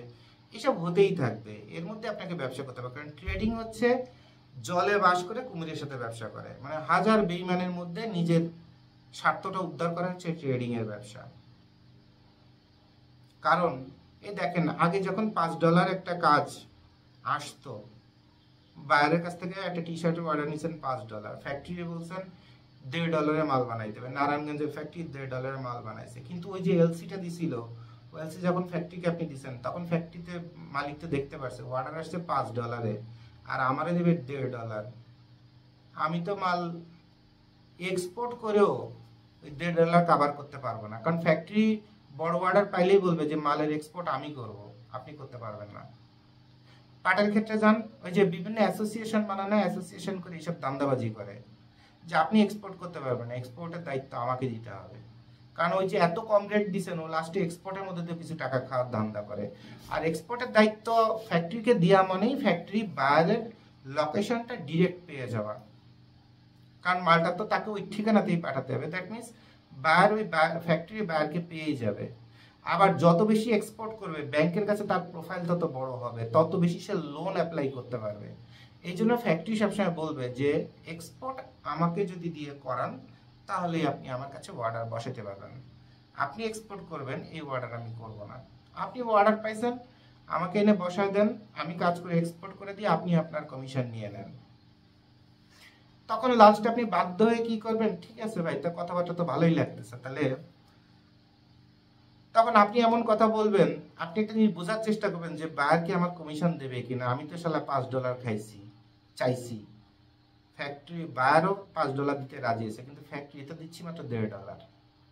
এখন ফ্যাক্টরি কি বলে, এখন ফ্যাক্টরিও শিয়ানা পাবলিক, ফ্যাক্টরি বলে যে ভাই ওই আমারটা দেওয়ার পরে আপনার যদি 100 টাকাও যদি মাল বেচেন, 1000 টাকাও যদি বেচেন, সব আপনার, কিন্তু মালটা যখন বানানো হয়ে যাবে, এক্সপোর্ট যখন হবে, টাকা যখন ঢুকবে, তখন আগের কালে কি হইতো, ওই ফ্যাক্টরিতে যাইতেন, ভাই এক্সপোর্ট হয়ে গেছে, পেমেন্ট চলে আসছে, ভাই আমারটা একটু শোধ করে দেন। তখন ওই ফ্যাক্টরির মালিক লোকজন দিয়ে কপালে পরে শর্ট গান টাকা দিয়ে কত খানকির বলা তার মায়ের চুদি টাকা নিয়ে শব্দ করতে আসবি, একদম লাশ ফেলায় দিব। অসংখ্য হয়েছে এরকম, কাজটার শেষে কমিশন পায় নাই ফ্যাক্টরির কাছ থেকে, অথবা ওই কমিশন আইছিল 28 লাখ, 50,000 ধরে দিয়ে গেছে যা, এরপরে যদি ফ্যাক্টরি সীমানার মধ্যে যদি দেই, একদম খেয়ে ফেলায় দিব। অসংখ্য হয়েছে 50 বছরে। কি কারণে জানেন? কারণ আপনার কারণেই। আপনি $5 অর্ডার নিছেন, আর ফ্যাক্টরি যেখানে মালটা $2 বানালে সামান্য 10 সেন্ট সে পাবে, সেখানে তারে বুলডোজার পিটায়, বুলডোজার ঢুকাই দিয়ে, তার উপরে বুলডোজার চালায় দিয়ে তারে $1.5 দিয়ে তারে মাল বানাচ্ছেন। তো তার এই পরিমাণ পরিশ্রম করে উল্টে তার পকেটের থেকে 20 সেন্ট বের হয়ে যাচ্ছে, আর আপনি ফাউল করে খালি বায়ারের সাথে কমিউনিকেশন করে কাজটা এনে তারে দিয়ে দিচ্ছেন, আর আপনি $3 খেয়ে ফেলাবেন। মিয়া টিআই কি সুদে, ট্রেডিং এ সুদে মিয়া? বাংলা কথা বলে দিই আপনাদের, ফাইজলামি করার একটা সীমা আছে। কপালে পরে শর্ট গান কেন ঠেকায় বুঝতে পারছেন? কেন দুইটা বাংলা আপনার এই যে বাংলাটা দিলাম, এরকম বাংলা কেন আপনারা দেয়, আপনার জান নিয়ে কেন টানাটানি বাঁধে? কারণ আপনি তো অতিরিক্ত খাওয়া পাবলিক, আপনার খাওয়ার নেশা এমন যে একটা ফ্যাক্টরিকে পর্যন্ত আপনি খেয়ে ফেলে দিবেন, বসায় দিবেন। আর বায়ার যদি $5 দিয়ে থাকে, আর আপনি যদি $1.5 মালটা বানান, তাহলে বায়ারের ব্র্যান্ডের রেপুটেশনও ধ্বংস করে দিবেন। শুধু আপনি আপনার খাওয়াটাই বুঝেন, আপনি ফ্যাক্টরি এতগুলো মানুষের দুটো ভাতও বুঝেন না, আর বায়ারের ব্র্যান্ড বাঁচাতে হবে সেটাও বুঝেন না, তাহলে আপনি তো বাংলা একটা খানকির ছেলে। তাহলে আপনার কপালে শর্টগান ঠেকাবে না, ঠেকাবে কার কপালে বলেন ভাই? এটা খুব সুন্দর একটা বিচার না? খুব সুন্দর বিচার। তাহলে এই যে ট্রেডিংগুলো আপনারা করেন, আপনাকে সেখান থেকে বের হতে হবে, আপনাকে মানবিকতা থাকতে হবে, আপনার ব্যবসার ইনকামের একটা গ্রাজুয়াল ডেভেলপমেন্ট এবং টার্গেট পলিসি সব থাকতে হবে, তারপরে আপনাকে বলা হবে ট্রেডার এবং বাইং হাউস। তাহলে বাইং হাউসে বিগত সময়ে কত জায়গায় কত শর্টগান ঠেকাইছে, কত জায়গায় কত পোল্ট্রি দিছে, কি কারণে দিছে, একদম সভ্য অসভ্য সব ভাষা আপনাকে বলে দেওয়া হয়ে গেল। আর সেখান থেকে কিভাবে আপনি টিকে থাকবেন এবং কিভাবে ভালো করবেন এবং কিভাবে গ্রাজুয়ালি আপনার আস্তে আস্তে উন্নতি হতে থাকবে, সেটা আপনাকে শেখায় দেওয়া হলো। এরপর টিকে থাকবেন আপনার বুদ্ধিতে, ধ্বংস হলো আপনার বুদ্ধিতে, আমার কোনো দায়ভার নাই। আমি শুধু বিষয়গুলো ভদ্র ভাষায় বলেন, খারাপ ভাষায় বলেন, হাসি দিয়ে বলেন, মেজাজ খারাপ করে বলেন, আমি খালি আপনাদের জিনিসগুলো ধরায় দিলাম এবং শেখায় দিলাম। আপনাকে মাথায় রাখতে হবে, আজকে আমি একটা বাইরের কাছ থেকে 10,000 পিসের অর্ডার পাইছি, প্রতি পিসে আমার $1 করে থাকুক, তাহলে এই 3 মাসের মধ্যে আমার $10,000 চলে আসবে। এই 3 মাসের মধ্যে আমার টোটাল 60টা বায়ারের কাজ চলতেছে, 60টা বায়ারের $10,000, $5,000, $9,000, এরকম করে করে 5টা ডলার অথবা 5টা বায়ার অথবা 10টা বায়ারের 3 মাসে যে কটা অর্ডার, সবগুলো মিলে $1 করে যদি আমি রাখি, তা আমাদের 3 মাসের মধ্যে আমার প্রায় $1,00,000 চলে আসতেছে। $1,00,000 মানে কত লাখ টাকা, হিসাব করে দেখেন তো। কিন্তু আপনি ওই 5,000 পিসের একটা অর্ডারের মধ্যে যেভাবে $5 খাওয়ার ধান্দা করেন, আপনি মরবে না, মরবে কে? আপনার কলিজার পরে দুটো লাথি মারা অথবা আপনার সাথে বেইমানি করাটাই তো তখন ফরজ হয়ে দাঁড়ায়, হালাল হয়ে দাঁড়ায়, যে শালা এরকম একটা খানে আলা পাবলিকরে জায়গায় বসে খেয়ে দেয়। তাহলে আপনাকে বাইং হাউস অথবা ট্রেডিং হাউসের ব্যবসা করতে গেলে আপনাকে সবার আগে চাহিদা, ইচ্ছা শক্তি, রাতারাতি কোটিপতি হওয়া, এইসব স্বপ্নের প্রতি আপনার চমৎকার সুন্দর গ্রামাটিক্যাল আপনার কন্ট্রোল থাকতে হবে। এরপর জানতে হবে যে এই মালটা বানাতে গেলে অরিজিনালি কত টাকা খরচ হয়, ফ্যাক্টরিকে তার সঙ্গে আর 10% রেট দিতে হবে, তখন ফ্যাক্টরি এখান থেকে চুরি করবে না, যদি কিনা সে নীতিবান এবং আদর্শবান একটা ফ্যাক্টরি হয়। এরপরে সে যখন 10% ইনকাম করছে, সুন্দরভাবে মালটা আপনাকে বানায় দিছে, এরপরে এর সাথে আপনি $1 কথা কথা এটা $3 এটা $4 এটা বানানো গেছে, এর সঙ্গে আপনি $1 ইনকাম করে বার করে দেন, স্যার এটা আমি $5 পাচ্ছি। এবার বার দেখছে আপনি এত পরিশ্রম করছেন এই কাজটাকে সাকসেসফুল করার জন্য, বাইরে থেকে ইন্সপেকশনও লাগানো লাগে নাই, আপনি নিজেই ভিডিও কল করে করে বাইরকে দেখাচ্ছেন, স্যার এটা এত দূর হয়েছে, স্যার এখানে ছোট্ট একটু ভুল হচ্ছে, স্যার এটাকে আমি কারেকশন করে দিব, মানে ইটস এ গুড কানেকশন। তখন বাইরে থার্ড পার্টি ইন্সপেকশনও নিবে না, তো বাইরে মন খুলে $1 জায়গায় পারলে $1.10 আপনারা দিয়ে দিবে, তাহলে মালটাও ভালো হলো, বাইরেও বেঁচে গেল, ফ্যাক্টরিও 2 টাকা কামাই করলো, আপনিও কামাই করলেন না। এইটাকেই বলে প্রপার ট্রেডিং। আর এটা শুধু গার্মেন্টসে না, প্রতিটা সেক্টরে এই ট্রেডিংটা হওয়া উচিত। তাহলে বাইং হাউস অথবা ট্রেডিং হাউস অথবা লিয়াজ অফিস অথবা এজেন্ট অফিস, বাইং এজেন্ট, এখানে আপনার কি কি ভুল হয়, আর এই ভুলের কারণে যান নিয়েও কত জায়গায় বিপদে বেঁধে যান, মান নিয়ে কত জায়গায় বিপদে বেঁধে যান, একদম ভদ্র ভাষা অভদ্র ভাষায় সবচেয়ে নিকৃষ্ট ভাষায় আপনাকে বুঝাই দিলাম, যাতে বিষয়গুলো ব্রেনে থাকে। আর কি করলে আপনি রাতারাতি বড় না হয়ে আস্তে আস্তে এত চমৎকার একটা বড় হবেন, যেটা আসলে আপনি কখনো চিন্তাই করেন নাই, সেই রাস্তাটাও শিখিয়ে দিলাম। বাকিটা আপনার উপরে, যে আপনি নিজের মন, নিজের চাহিদা, নিজের লোভ, নিজের লালসা, এটাকে কতটুকুন কন্ট্রোল করতে পারবেন। আর যত সুন্দর এবং স্ট্যান্ডার্ড জায়গায় কন্ট্রোল করতে পারবেন, তত আপনি ভালো ট্রেডার এবং তত ভালো আপনি বাইং হাউসের মালিক। সো আপনার জন্য শুভকামনা, আপনার পরিবারের জন্য শুভকামনা, আপনার সন্তানদের ভবিষ্যতের জন্য শুভকামনা এবং আপনার ব্যবসার জন্য শুভকামনা। আর ক্ষমা চেয়ে নিচ্ছি বাস্তবতা বোঝাতে যেসব পচা পচা কথা বলছি, এই কথাগুলোর জন্য। কারণ এই কথাগুলো যখনই একটা ক্ষয়ক্ষতি হয়, তখন এই কথা, এই আচরণ আরও বেশি 10 গুণ খারাপ হয়ে যায়। তো এগুলো শুধু রিয়েলিটি বোঝানোর জন্যই ব্যবহার করা, ঠিক আছে? তো সবাই খাবার সুন্দর দৃষ্টিতে দেখবেন। আসসালামু আলাইকুম।